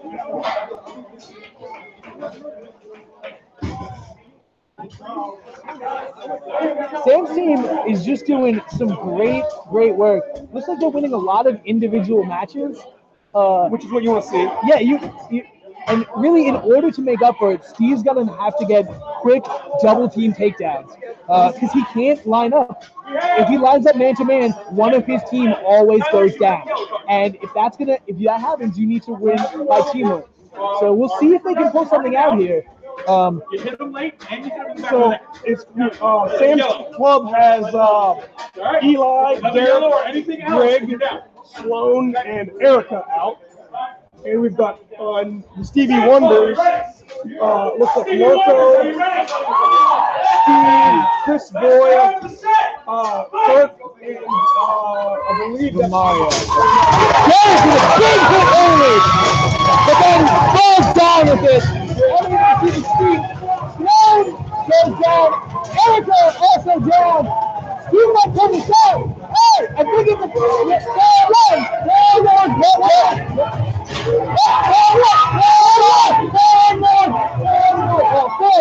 but really what it came down to was Chris manhandling Greg right there. That was a impressive physical. that was a physical domination by Chris Boy. Yeah, I don't. Because he took out Eli again, and then he went and took out Greg. Really what set this off was Derek over-aggression on that charge, and then letting Steve pull him down. It looked like he slipped too. I mean, certainly, it's a last. Oh, we may have an injured fighter here. Looks like we have Steve is down with an injury. He got bent over by Derek really good. Yes, it was a big hit, but this is a problem a lot of fighters have where they overrun their hits. He's okay. His shoulder's broken. It's probably just a little bit of what we call helmet horrors. Is when you get hit or just get punched in the face a lot or just crushed into your chest, your brain starts to panic and you hyperventilate and you literally believe that you cannot breathe because you're getting your own CO2 into your mouth. It's happened to me twice. We call it helmet horrors because basically you're freaked out because your helmet's on. And really, the only way to get used to it is to do it over and over and just over. Put your helmet on.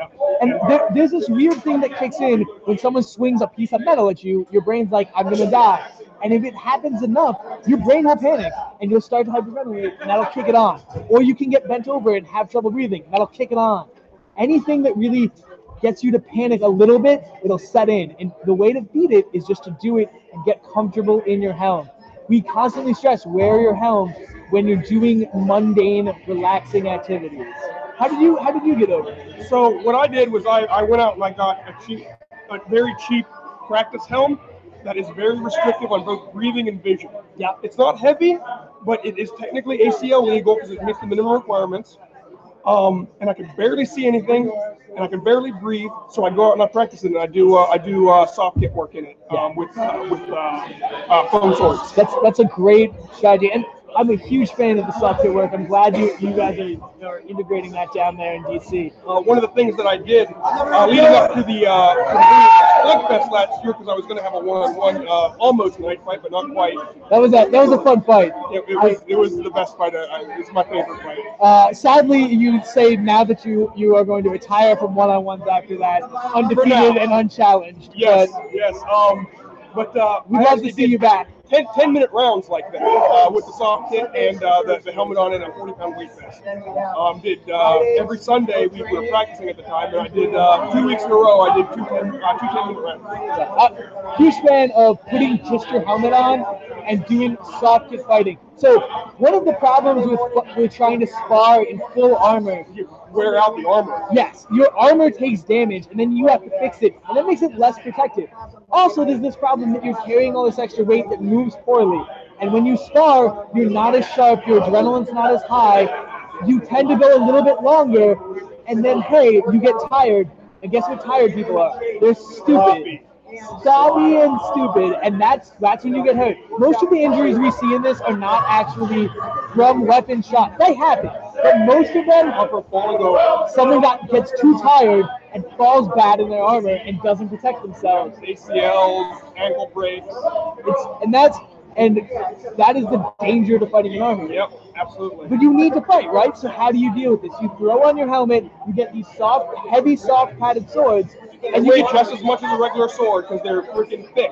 and then you just beat on each other. You get used to moving with the helm. You get used to the vision. You get used to swinging weapons.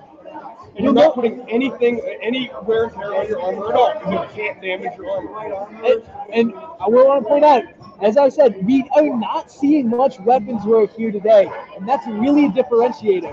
You'll notice basically the big guys are winning this. It's basically coming down to fast people getting quick hits or big guys overpowering people. Yeah, that's what we saw with Sam in the second round, where he's 6'3" and 260 pounds of actual factual Yeti. He just overpowered his opponents and threw them on the ground. Yeah, It's the best I've ever seen him. it's what Derek's been doing. It's what Chris has been doing. Tyler's been doing. Those big guys are setting the pace.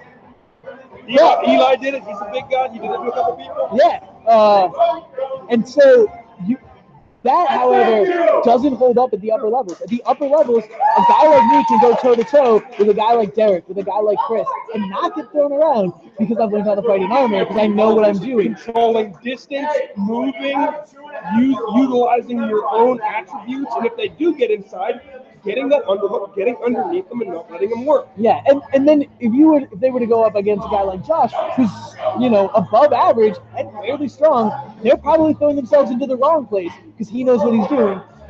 Quick little leg trip there, or you know what? You're a big strong dude. I'm just gonna hold you and let my team work. Right? You have just put yourself at a disadvantage if you are a big strong guy and you're not putting people down, you're not moving. So you need to, if you are there to put asses in grasses, you need to be doing it. Yeah, and these big guys are. However, if you run it at the higher level, they're going to run into dudes who can shut that down, and that's when you need to have that weapon skill. And we've seen it. We've seen it before when Sam has fought with like Cat. Yep. And Cat Cat has beaten Sam every time. They have one a few times. I mean, or we saw it with the majority. Or we saw it at the Juggernaut's Philly match, where Ben managed to hold up Andre. Yeah. Andre, 6'4", 250 maybe? 250, 260. Held up by a guy Andre of Marine. Held up by Little Ben Sugarman, maybe 160, maybe. Let's be real. Sugarman is 4'1" and 38 pounds. And see, that happens, right? If a guy like that can hold a big guy, the big guy doesn't work.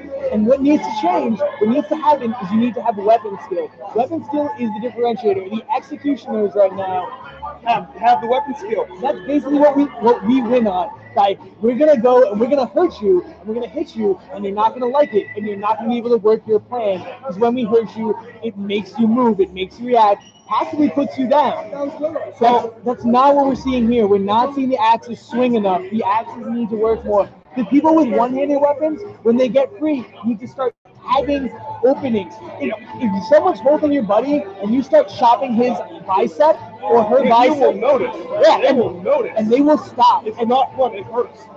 And that's what we're not seeing here. And that's really what we're seeing is a lot of what early fighters do. It's kind of called armored bumper cars. We've seen some nice throws. I will say that. We've seen a couple nice cross checks. Yeah, some good cross check work, but we're not seeing that weapons work. And personally, the disappointment I have is neither Kraken nor Malcolm has found the freedom to get their axes working. Because both of them, I've seen both of them do some real damage. Sam can also swing, but he hasn't had to because he's been the biggest guy out there. If I were Sam on this line, why would I? That charge tactic that he started with, I would be running to that every time. Yeah. Those three big dudes. I mean, honestly, even if he backs it up with a Malcolm or someone else, or Sloan or Erica, as long as he's charging that punching in the throat, one of his lineup is going to get that early takedown. And once you get that early takedown, it's just they tend to go like dominoes. So I'm going to totally agree with everything you've just said about weapon skill, but there is one thing that we didn't talk about. We're wearing a suit of armor. We are a weapon. Knowing how to use your body as a weapon is extremely important. Muscle Jesus, the ref, Brandon Ross, just came by to tell us weapons are ineffective. This is, if someone would know, it's him, Mr. Retirer. Mr. has broken more suits of armor with his axe. Anybody else? He hit me so hard at New World Cup, my arm didn't work for 3 days. Yeah, he's one of the, I have a list of people not to get hit by. He is number 2. So yeah, weapons are apparently ineffective. That's pretty high on that list. That's a pretty good list. I have a list too, but because everybody's on it. Yeah, everyone's on that. Don't get hit by anyone. But no, that point you were making about we are weapons. I haven't seen a single kick thrown today that I can remember. Have you? I think there's not enough room here to throw kicks. I don't really think there's anybody in here that throws many kicks. No, I mean I've seen Tyler throw some good ones, and it's a great opening maneuver, especially if you can catch someone with a front opening sort of place. They aren't very strong to that straight on, and so if you can throw a nice straight kick into the gut, Really give me that bread basket. yeah, they'll lose all breath, and then you can do pretty much whatever you want. Also, not many punches. Punches with the shield do a lot. I mean, elbows I've yet to see someone do it effective. So an elbow can be a knockout blow in like MMA or kickboxing, but really what it's for is cutting, and you're not gonna. Yeah. I mean, it's got to be perfect, and it's going to be hitting the helm into the head. Yeah. See, that's the problem. Armor works very well. Weapons are force multipliers, and they can penetrate through armor. But really, what you want to do is find where the armor is weak. That's what you're looking to do. You're looking to find an exploit in the armor. I mean, if you're good, you can make them hurt through armor. But that's not what your goal is. Your goal is to find that hole. Absolutely. So it looks like it's Greg, Derek, or not Greg, Sloan, Erica, Derek, Tyler, and Malcolm out versus Marie, Marco, Kirk, Kraken, and Chris Boyd. And as you can see, Tyler and Chris Boyd lined up again. So honestly, if Chris can get that early takedown there, that could get them ahead. But right now, I don't think they have an answer for Derek. So if Derek can stay on his feet right here, I think this is going to go to Sam. If I'm Steve's team, I'm going to have someone get in there to try and stuff him up. I'd probably go with Kraken. I've seen Kraken go strong toe-to-toe against some strong dudes. Yes, me. So I would be trying that. But I mean, honestly, that's the problem, because Chris can only take on one of the two big guys. The other option is get Chris free to get an early takedown on Erica. But we'll see if he goes for that. It doesn't look like that's his plan right now. Nope, he's on. Are you ready? I love the names I came up with. Derek's right in. Oh! That cross-cut was huge. It didn't manage to work, but it threw Derek off. Derek holding 2, though. Look at this fight in the Marie over here is also holding 2, but if you can see this fight right here in the corner, where Chris is fighting. Oh! I don't know what's going on. Chris was definitely down, plus his knee. Chris is. You're up. So Marie looks like she took down Erica with an illegal move. Chris lost his knee as he fell down. Chris's knee is off.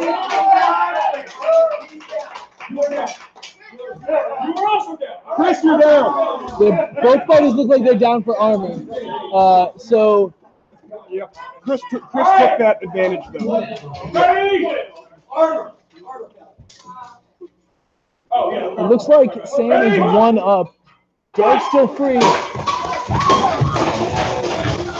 Kraken with a good takedown there on Sloan. They need to finish someone quick. Derek's not doing good. Oh, there it is. Now Kraken on him. This is the fight I was hoping for. Yep. Kraken, too close though. He needs to get free. And he also should hold the roll and maybe try to tire him out. Erica is really holding up Marco. Yeah, if she can hold that up long enough, I really think that Derek's gonna get the win, but she's down. Marco needs to get in there and needs to put some work on. That is not how you swing a weapon. Oh, Derek finally gets that takedown.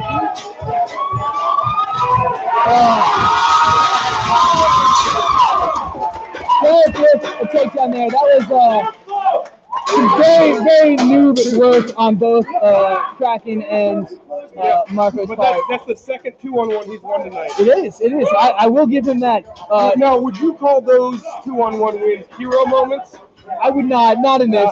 I would not either, but it's close. The first one, you know what? I would actually give it to him on the first one because he went from both of them in the dominant position to him in the dominant position, and destroying at one time. Yes. Okay, I'll give that. Yeah. The second one, he just managed to peel Kraken off the rail. Kraken didn't get his weight back under him.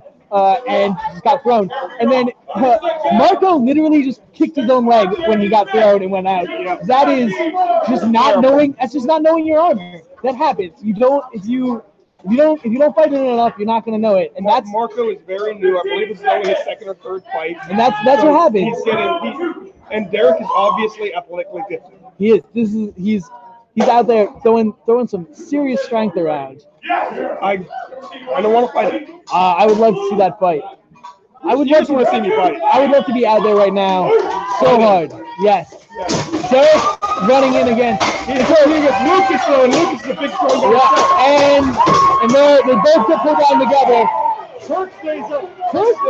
I might have called him down. His knee is broken. The ref should be sitting in. There's a kick. Mario with a nice kick. Knee broken. I believe it's 2-on-2. Who's up? That's Steve and looks like Sloan and Romario and I think Greg. Nice. I gotta give the advantage in this situation to Romario and Steve. I do. And it's moved by Sloan. Now Greg. That was a good fight. Steve with a good split out. Almost got to take that, but no, that was a veteran move on Stone's part to pull him down with Absolutely, that was terrific. Greg unable to do the same on basically this same takedown, which is basically bend him over and spin them. But Romario is an athletic guy. He is. He's very tall, lean, and lanky. So that's a hard move to pull off on him. Yeah, and he was in a better position. He had his hips inside. Greg was completely bent over, wasn't dropping his weight he needed to. And really, once you get someone down like that, if you start spinning them and they don't know how to turn their hips in that armor, you can't keep up with it. It's impossible. So we got Sam Jensen, Ross Fowler, Eli. What's for dinner? Looks like Greg is out there again, and Sloan one more time for Sam's Club. And we've got Steve, Marco, Lucas, champion. I think that's Romario and no, I think that's Kraken. Kraken. I can't tell. Lucas is a big guy. They need to pull a win out here. He really needs to get this win.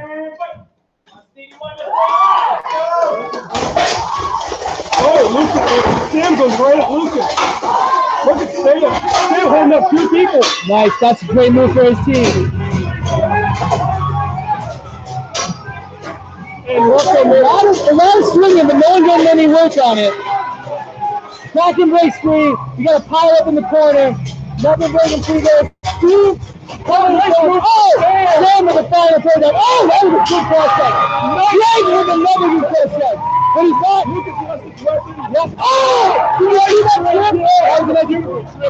And then just danced in the middle of the ring. That's two celebrations after a takedown. Is this? It's two. It's two up. No, it's 5-on. No, that's a 5-on-1. This is.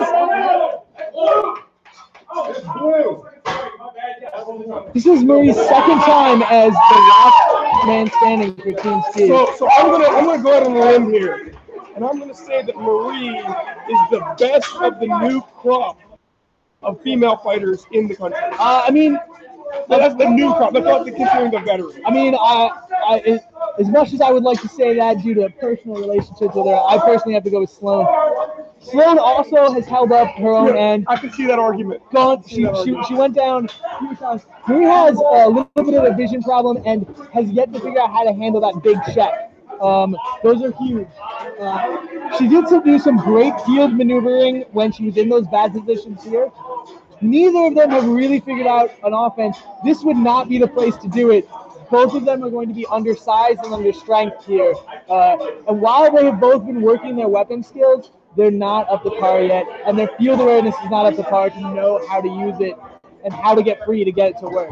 So I'm impressed by all the female fighters today. They have been absolutely standing and banging with the guys. Yeah. Have they been offensively effective? Not all the time, but they have been holding up members of the other team and creating advantages for their team. They've been doing a lot They've of been good, putting in work. a lot of good on the defensive end, and they've done some offense. I've seen some strikes land.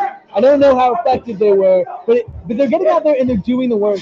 And when you're a new rookie, as all the females are, as all the fighters here are, getting out there and doing the right thing, even if you aren't doing it quite well, even if your body mechanics aren't there, is huge. So that you can, when it all snaps, when all of a sudden, oh, this is how I throw a powerful blow in armor. Oh, this is how I do that throw that they taught me out of armor that I didn't know how to adjust. Once that snaps and you're already putting yourself in the right place, then all of a sudden it starts to really pay off. You come together. Everything just comes together. Once you figure out one or two things, everything else just starts to fall into place. You recently had one of those moments yourself at the Highlander match. And that was really it was a result of what the mangler Dave Olson and I talked about a little bit. I had told him before the fight that I had been a little bit disappointed in my performance at New World Cup, and he told me just to go out and fight and to do what I wanted, and that he wasn't going to tell me what to do because he trusted me to make the right decisions what to do. So I had a little bit of nervousness in the first round that I fought, but after that, I kind of just went out and did my own thing, and it was effective. So, yeah, there's a difference in tactics, cultural tactics that I believe from. I mean, obviously I haven't been on the first sword, so I don't really know how you guys run it. But it seems like you guys run with a more fully thought out play and tactics as a team. Like, this is what we're doing. The executioners, when they come out, we established what everyone's job is, but basically we also know how to work everyone else's job and how to just go out there and do it. This has blown back in our faces a number of times, but it means that whenever it goes into the chaos, we're ready for it because that's what we're about. There are advantages and disadvantages to that. There have definitely been times where we walked out with no idea what people were supposed to do, and a team with a plan jumped down our throats and fucking ended. But so the executioners are able to do that because the executioners are excellent. The executioners are the best team in the ACL for a regional team right now, bar none.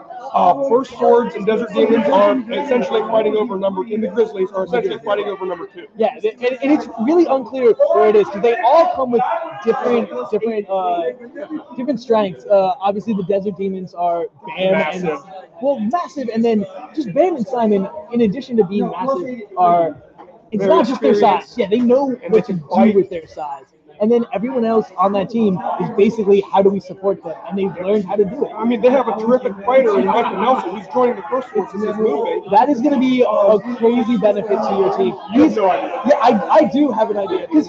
So right now, your best Punisher, I believe, is Ian Kansky. Yeah, I would say yes. Yeah, with maybe CJ as a second. Now saying Punisher, he. As far as causing pain to the other team, it is definitely Ian, and followed by CJ. When it comes to people who are eliminated, there's an argument to be made from some other fighters. But pain, definitely. Pure Punisher. But now you're adding a third heavy axeman to that line, which means if you want, you can show them the heavy pain. We can come out, especially with 4 axes. Yeah, especially with Andrew out there to double headlock someone and just let some axes go. Or you can show speed, or you can show grappling. It adds a whole new layer to your team with that pickup. So. Well, that pickup and some other things that are happening with Stephen Cumbie coming as well. Oh, is Cumbie going to be moving to Yep. Oh, wow. So that, you actually can. You run 5 axes now? You, Kansky, Micah, Cumbie, You can go on a 5 X-Man line, which I am not a fan of personally. But they have the But ability it's a to do different it. look. Yeah, It's a different look. Throwing different looks at your opponent is huge. Especially if your opponents, if you have a mentality and something that you do, coming out with a different look throws your opponents off. And it's like, what are they doing? Yeah. Why am I getting hit with an axe? This is Josh. He doesn't grapple. That's all he does. Especially if you set them up, and this is what they expect round 1, and then hit them with something else round 2. It's often very hard to adjust to that in the fight. Once you've gone through round 1, you're like, all right, this is how we think it's going to go down again.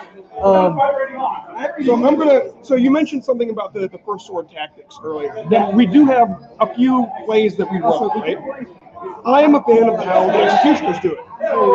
Mostly because I am a fan of just be the better fighter. If you're a 5-on-5 team and you have 5 better fighters than the other team, your chances of winning are far higher than your chances of losing. Of course. That being said, you can pull it out with better tactics. Yeah, and better tactics when you're not having the stronger lineup, and so. And that's what you have to do when you have the weaker lineup. Is you have to have a plan of action. When you're the strongest team in the country, you can go out and be the strongest team in the country. I mean, and part of that though is also in addition to that we love the chaos. We love mixing it up, making run plays. Where it's not, you don't have a play. I know Brandon's going to hit the far corner.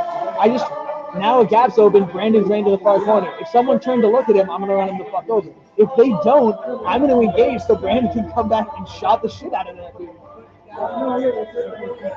So yeah, the point being, we it's not that we don't do plays, it's that we don't come out with a pre-established one. Right. Which has been us, I will say. There have been times when we come out and we think that we're doing, 2 guys think we're doing something, the other 3 think we're doing something else, and it takes mixed up. Yeah, it takes you a while to figure it out. But like I said, we do well in the chaos. And the point to you is, the thing that we really rely on is that when the chips are down, someone's going to pull it out. That hero moment you were talking about earlier. There is not a person on our team who I don't go, if it comes down to a 2-on-1, I don't think they have a chance. You know, it may not be a good chance, but they have a chance. They can pull it out. You know, depending on who against they're fighting, and you know, especially if they're fighting against like a weaker team who just happened to get the jump on them. Yeah. You know, like a Chapter team who's fighting in a national tournament. How's it going up here? It's good. It's going. Jay's joined us on our We're getting people talking about things, watching it. We have 6 watchers, which is the most that we had 9 earlier, which is the most we've ever had. So we're improving in the numbers. On the YouTube. Yes. They were having some problems hearing us, but we expect that. You want us to say hi to her for you? You want us to say hi to her for you? Is she watching? And who are you? Dano. Hey, Katie. Dano says hi. Looks like we're getting fighters out on the field again. And this is match point for Sam's Club. They're coming out with, it looks like Ross Fowler, Tyler Von Oy, Derek Fitchcroft, Greg. What's Greg's last name? Fisher, Greg Fisher, and Sloan Brooks. And they were coming up to the Imperial March. Well, I said they're going to try to end the fight right here. Yeah. Steve needs to put together 5 back-to-back wins. I don't think he can do it. I don't think he can pull it out. 6 back-to-back wins. I'm sorry. To hit the 11 point. I don't think it's possible. This would be the biggest come behind we've seen ever. Yeah, ever. So, you know what we haven't seen today? We've seen 0 ties. We've seen those highs. That's crazy. Yeah, usually you would see 1 or 2 tied rounds where everyone goes down together. No, this was a completely 5-on-5 match, which changes things up a little bit. We haven't had, this is the first chapter match we've had, and it's not really a chapter match, but the first of this format we've had where it's 5-on-5 the whole time. It looks like they're putting Chris on the rail with Sloan. They've got Steve in the middle, and then Kirk over there on the end. Kirk's actually been doing some good work today. He's been when he hasn't been getting because he's run into Derek a few times. When he hasn't run into Derek, he's been doing very good. Yeah, he stood Derek up for like I don't know, almost the entirety of a round. Yeah, a good minute or 2. Which, you know, in this club, in this field is pretty impressive. He's given up a lot of size, a lot of strength. A lot. Derek is a athletically impressive guy. I think he's somebody to watch for the future. Definitely. I'd like to see. I'd like to fight him. I'd like to see Chris Boyd fight him. I'd like to see Tyler fight him. Yeah, we haven't really seen him go against one of the stronger fighters on Steve's side. Yeah. And when he has gone against Steve, he didn't really seem to end that well. Well, he's new, so his feet aren't where they need to be yet. Kraken managed to hold him up for a while, like I said he would be able to.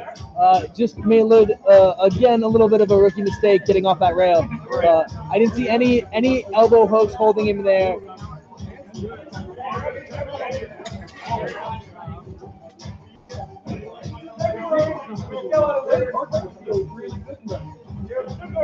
We got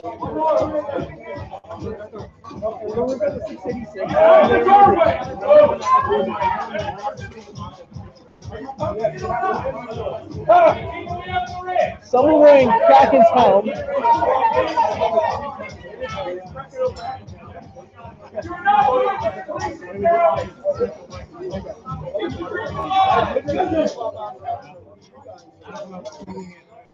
All right, set, six.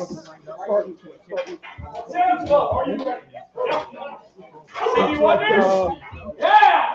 Matt DiGiormo is in with a new helmet. He's in with Lucas right here with that Maryland shield. Nice work on Chris. Matt Nurse, that run he did actually pulled Chris off of his lane. But Chris managed to take advantage, put down Greg, put down another fighter. Now there goes down Sloan. He needs to get to lunch though. 3-on-1. This is a 3-on-1. You need to call it. 3-on-1. You need to call it. That was a 3-on-1. But oh well. Chris versus Tyler. Lucas, get in there. That's disappointing to see. Just going with a suicide tactic to get that win. I mean, it happens. You got the win. You can't say it wasn't effective. But personally, I just hate when people do that. It's something that I used to do sometimes that I have gotten out of. We may have another injured fighter. Is that Derek down? I cannot tell. I can't tell what's going on over here. Looks like someone needs the helm removed. Their hands are moving. That's a good sign. Very good sign. That's Derek. It's Derek. Looks like that. That's Steve there. They're both really setting the... But yeah, so well, that was the first time that Chris and Derek really went up against each other. Did Chris get that takedown? Yeah, Oh, Chris had 3 takedowns going. I saw that. I didn't realize that one of them was Derek. That was that pullback he had. So Matt made his run over to that side. He hit Sloan, and then Derek pulled him off of Sloan. Chris came around, got those 2 over, and got 2 more takedowns. Or something like that. Looks like he's up. Looks like there's just some sort of problem with his helmet. Yeah. He looks fine. I wouldn't be surprised if there's just more helmet horrors. Yeah. Rookies deal with that. He's new to the sport. It happens, but he's shown a lot of potential. I've been really impressed by Sam He's been really good. And this was his team. So if he's been making the play calls, you definitely got to give it up to his leadership on that. I don't know that he was, but if he was, that's definitely good work. He's been aggressive. He's been setting the tone. I've definitely seen some good work. I would love to see him swing that axe more, though. What he's doing has been effective. So why? You said it earlier. Why? I mean, I know as a fighter you think that, I know because it's working, I'm going to keep doing it. But why do you swing the axe more? Because it makes you a better fighter. That's true. But I was just saying what you said earlier. I mean, I get it. I'm not saying he has a reason to do it in this fight. Sam hits hard with that axe. I feel like he doesn't think he has room to swing it right now. To be fair, that axe is really long. Yeah. That's what she said. Like personally, the axes I like to use are maybe 3 feet. That looks like it might be. Oh no, that might actually be right It's around about there. 40 inches. 40 inches isn't too bad. So we got Malcolm, Greg, Sam, Eli, and Erica versus Marco, Matt, Lucas, Mario, and Chris. Look at Matt go. That's some good blocking to get in there. Got around his target. He needs to keep moving though. He's working too hard on that takedown. He did get it. It was nice. You got to get to work. Greg getting stuck in.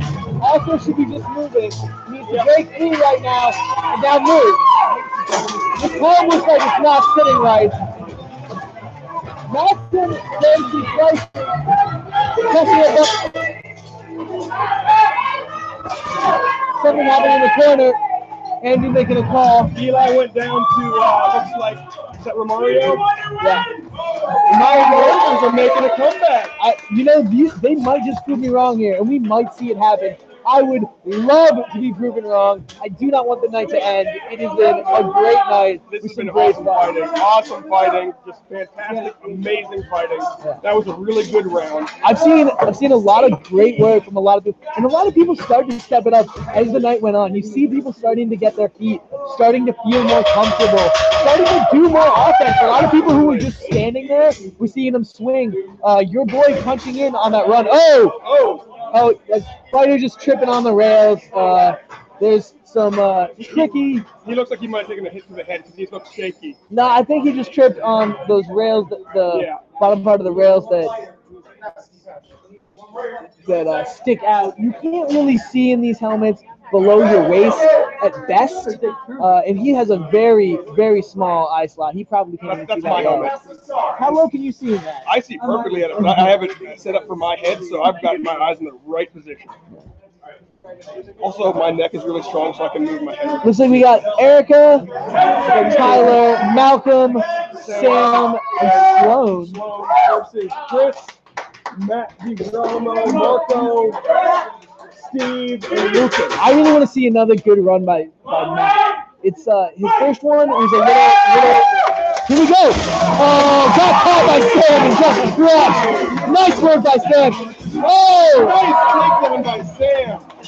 He pulled Chris off. That should be the end of it. I think he might have given Matt a concussion there because Matt is just. I don't know. It's hard to tell in these helmets. Fighter just took a knee.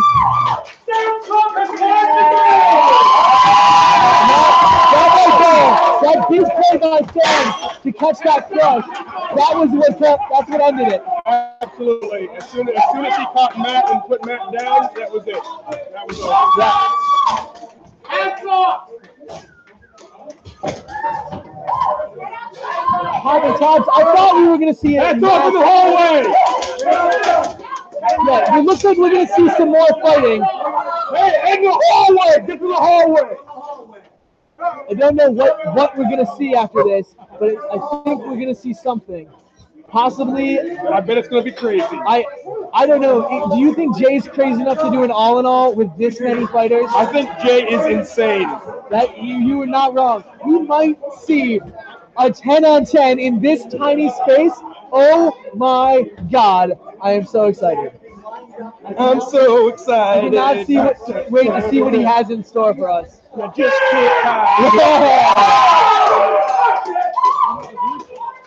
So I'm gonna go out and I'm gonna say MVPs for each team tonight. I'm gonna say Sam Captain of Sam's Club was the MVP. I mean, if he was making those calls, definitely that was him. Their strategy won them the game. If not, I don't know. Tyler also has a good say, as does Derek. But he's definitely one of those big three. Every round they were in, they were either putting people down or standing up 2 to their 1 every round. And I think for the Stevie Wonders, it's going to be between Chris Boyd and Lucas Champion. Yeah, I could see that. Captain Steve didn't have a bad night either, but there were a couple early takedowns that just that weren't pretty. Yeah, they got his team. We got a special order that we're going in. We need to line up now. We got 10 minutes though. They got 10 minutes before something special happens, and everybody was armoring down already. Something special. We don't know what's going on. We haven't even You have seen pro wrestling before.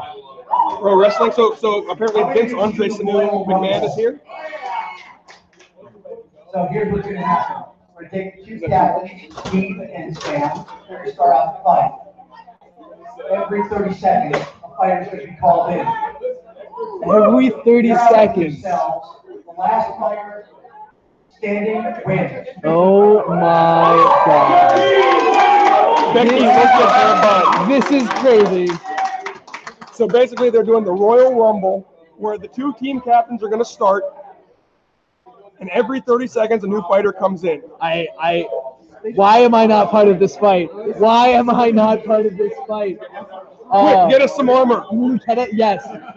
I can get up. Devon! I can Get my armor! Oh, wow. This is going to be crazy. I have no idea what is about to go I'm down. sitting here recovering from pneumonia, and I still want to get in there and fight. And I know I only last about 45 seconds with my 50% lung capacity.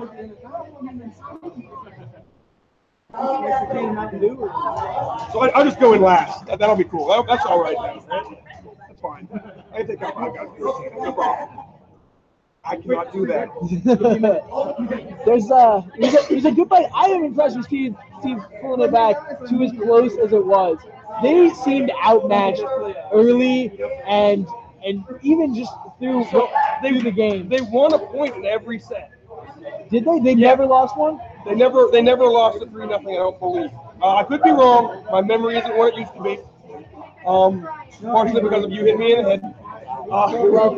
Yeah, I mean, I don't know, but definitely they kept it even. But the rounds they lost, there were multiple 5-on-1 and rounds. 4-on-1s. Yeah. Romario didn't seem like he showed up till the end. But when he showed up, he showed up, he was huge. Yeah.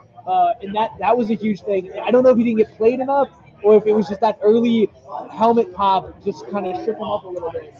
It would have shaken me up. Yeah, it's hard to, when that pops up, and like I've had it happen where my chin strap comes off and I'm fighting to hold my helm on with one hand because you don't want to go down, and you know that it's gonna pop off at some point, and then you just hope that you can take a knee before someone swings a weapon. So do you remember when I came up here to fight for you for the Monarchs last year? I do remember that fight. I was fighting Cat in the corner and my helmet started to come up.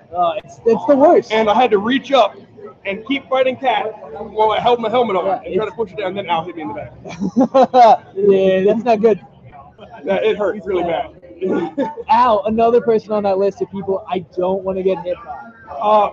Al is definitely he should be on everybody's list of people to not get hit by. Al actually, at this point, may have more people retired for the day from fighting than Jay Brooks, who has multiple actual knockouts. Hit someone through the helm, knocked out cold. But Al has repeatedly dropped people through their armor, broken ribs, broken collarbones. He is ridiculous when he swings. He knocked the wind out of it. When he swings to full potential, you don't want to get hit. You don't want to be in the same state. You want to go to Massachusetts when he starts swinging. He's the only person to drop me with a single hit at this point. And that was partially my own fault. That was another one of those where you learn it. You let the axe guy take the swing. Don't let them do that. He's also the only person to single shot drop me. Unless you count when I charged at the end, he crossed me. But I don't really count. No, that's a single shot punish and drop, as in it was hit through pain you had to drop. Either you took the knee by choice or your body forced you to take a knee. Brian's dropped me from axe shots, but it took 3. Stephen Parker took 2. And then I was grappling with 2 guys at the same time. Parker swings hard. If he can get that placement up a little bit better and be a little bit more field aware to know when he should be swinging, he would be so dangerous. He's already dangerous because he's swinging so hard, and he hit me in the perfect spot. He's a dangerous fighter. He's one of the guys on the New York who I always pick up when we fight them. Especially because if you let him get free, he's fast, and he has some good takedowns from kicks and cross checks. However, his field awareness is a little and doesn't always make the right moves and the right call. But when he does, he's super effective. When he And, does, it's crazy. At New World Cup this year, I was fighting with him on the right side for the First Swords against the Dark Knights. And I was fighting with Nash, Robert Nash, who's a pretty tough fighter when he gets going, right? Big strong guy. Big strong guy, very aggressive. And Nash and I were going back and forth, trying to fight. His size was really giving me problems. And Parker came up behind him, kicked him in the butt, knocked him over. And it was just I was fighting with Nash, and then I was pulling Nash's head down, and he was over there. I love that Parker kicked in the butt. I love that that little jump to a kick. You get right above the hips to drop a fighter. It's an amazingly effective move when you drop a little bit of extra power into a person's hip. And it doesn't take a lot of energy. It does not. And it's for an aerial move. It's fairly safe. And don't get cross-checked while you're doing it, but otherwise you're safe. Well, I mean, yeah. Don't go too airborne when you do it. So it looks like they're still organizing stuff out back. Not quite sure what order we're going to be seeing fighters in after the two passes. I just really hope we get to see that Chris Boyd Tyler continue. It's been a great match between the two of them. Oh, it'll continue. I'm sure of it. Unless one of them is down before the other one comes in. You know somebody who I'd like to see fight one of those guys is that guy right there, Bregman. I would love to see Pete Bregman fight one of them. That would be a slobber. What we're talking about here. Yeah, we like. Oh my God! We'd like to see you fight one of the Chris Boy or Tyler Stars. What's your comeback to? This is today as you come back. Mystery team. Just put a helmet on and just the helmet. The mystery night. It's done with a question mark. I have all of those things right here. That would be very dumb. But I'm not going to let them out. It's not going to happen. We love Peter too much to let him do that. His Photoshop skills are awesome. They're the best. So yeah, that'd be another fight.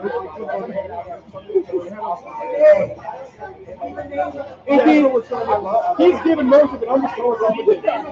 It would be really good to see that fight. You know what I would actually like to see right now, today, before this? I want to see those four big motherfuckers, Sam, Chris, Tyler, and Derek, throw them all in there and start with that, and then send in the rest of the fighters. That would be good. That would be good. Every man for himself with those monsters. Give them 60 seconds. Come on out.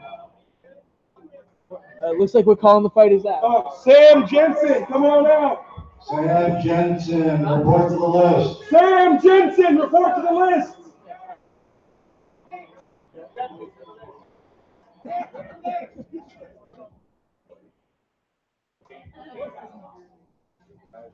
That's what's wonderful about this. Fighters are I'm slow. tired.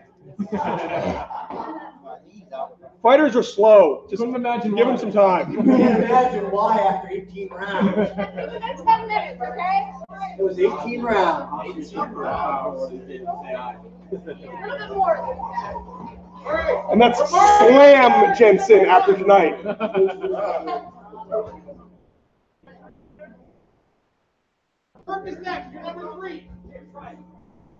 Still trying to organize stuff out back. It looks like it's a little chaotic trying to get To fighters to do anything? A little like herding cats. I feel like herding cats would be a little bit easier. Fighters can't hear anything. Depends on how big the cats are. I mean, if they're tigers, I ain't herding those things. I mean, I was thinking more herding cat Brookses. That's All right, I got an update. Sam is not coming out. Steve is not coming out. You want to start my fight? They've dropped. Sadly, Sam and Steve both have had to de-armor, probably through exhaustion. They put out. Derek and Mario are the first two fighters out. Derek and Mario. Derek and Romario. This is going to be a good fight.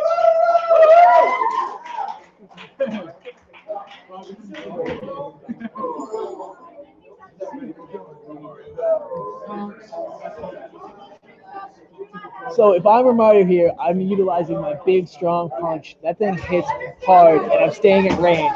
I'm gonna punch, range, punch, range. If I'm Derek, I'm running in there, and I'm just gonna try to bear down on this guy, apply my strength.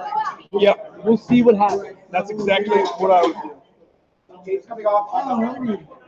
If I was as physically gifted as that guy, I would definitely try to use it. 442 hours. I'm definitely as physically gifted as that guy. Again, I want to see that fight. That would be a good fight. Perhaps we get the Josh Kearney return to singles night fight. Josh Kearney, Derek. I think he's a little out of my weight class. You can fight up. I have faith in you. We'll see. We'll see. We'll see. I will say this: if you can get Andre Sanu to fight night fight, I'll take that one. Oh! Did we get? Did we do that? It is my opinion that the leadership should step up, and I am part of the leadership as the leader of the Juggernaut, the chapter president, and Andre has not done a night fight yet, so I think that would be a good night fight. That's a great point. Let's get our leaders out there fighting in all forms. It would be awesome to see Captain America himself coming against Mr. Taxation is Theft. Oh, I would love that fight. I know you guys would all love that fight. So we'll see if Andre can come and meet the challenge. Here we go with the fight. And they're making out first, everybody. It's a good hugging match. It's fun. We are totally approving of those types of relationships here.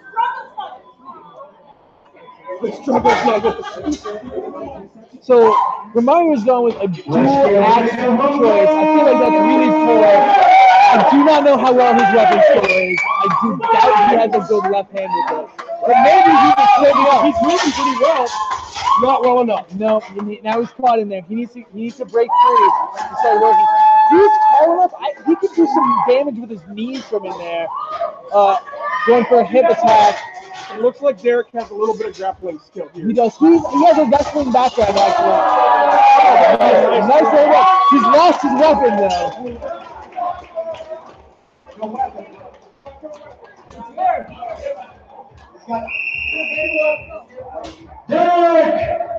The next fighter is in.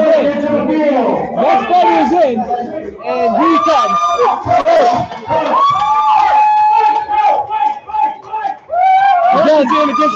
Again, that does not seem like the best strategy to run right into the bigger, stronger fighter.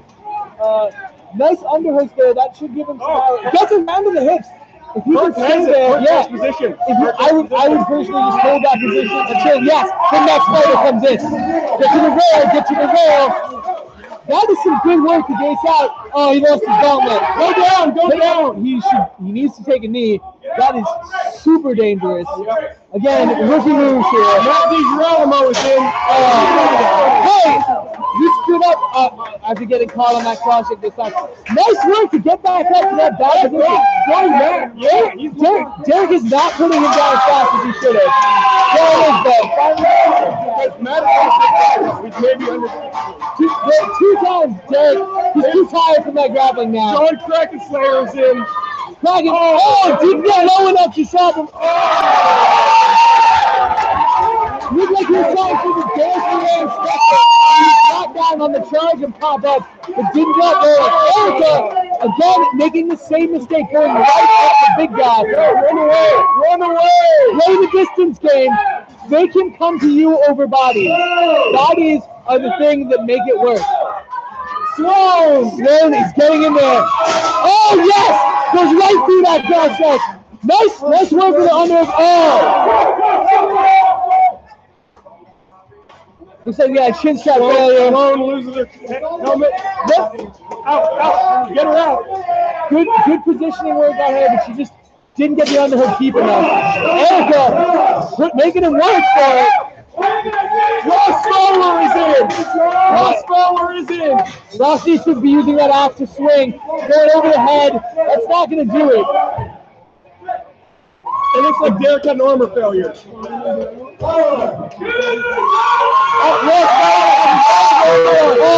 bad Howard didn't get it earlier. I would have loved to see him this day. work. Yeah. Oh, manhandling Ross, but Ross coming back. Ross is a tough kid. Way to get his base back under He's got him. a Russian background. Oh, Last fighter. Lucas Against Tyler going on. Tyler's keeps getting his falchion under the back of the helmet. It looks like he's out now, which is good. That's a very dangerous place. He's got to watch his grapple. Double.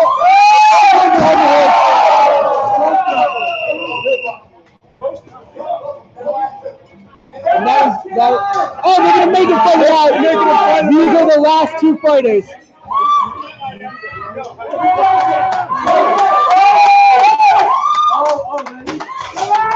Flat on that swing in. And not more flats. They're too tired. Way too tired for good swings.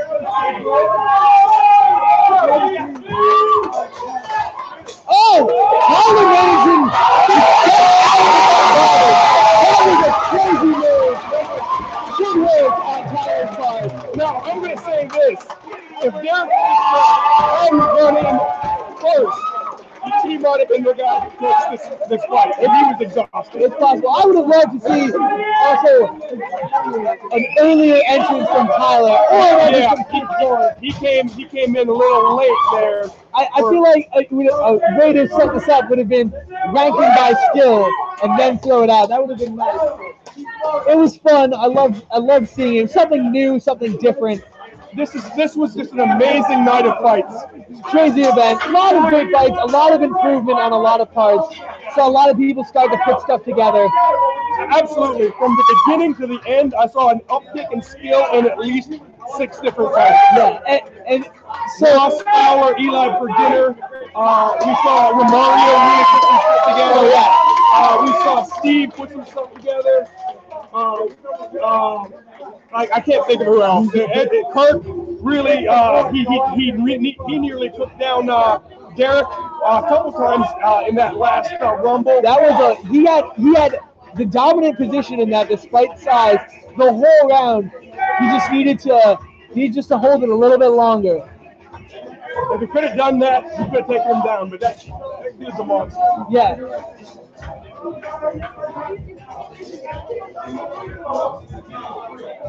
I can't wait to see what these fighters can do in the coming year. All new fighters, all learned a lot of lessons today. We're going to see some crazy stuff from them. We're going to sign off as they do their handshake. Thank you for tuning in, or if you didn't and you're watching later, thanks for watching there. We'll try to fix the sound issues for next time. This has been Josh Turney and Evan Ringo signing off.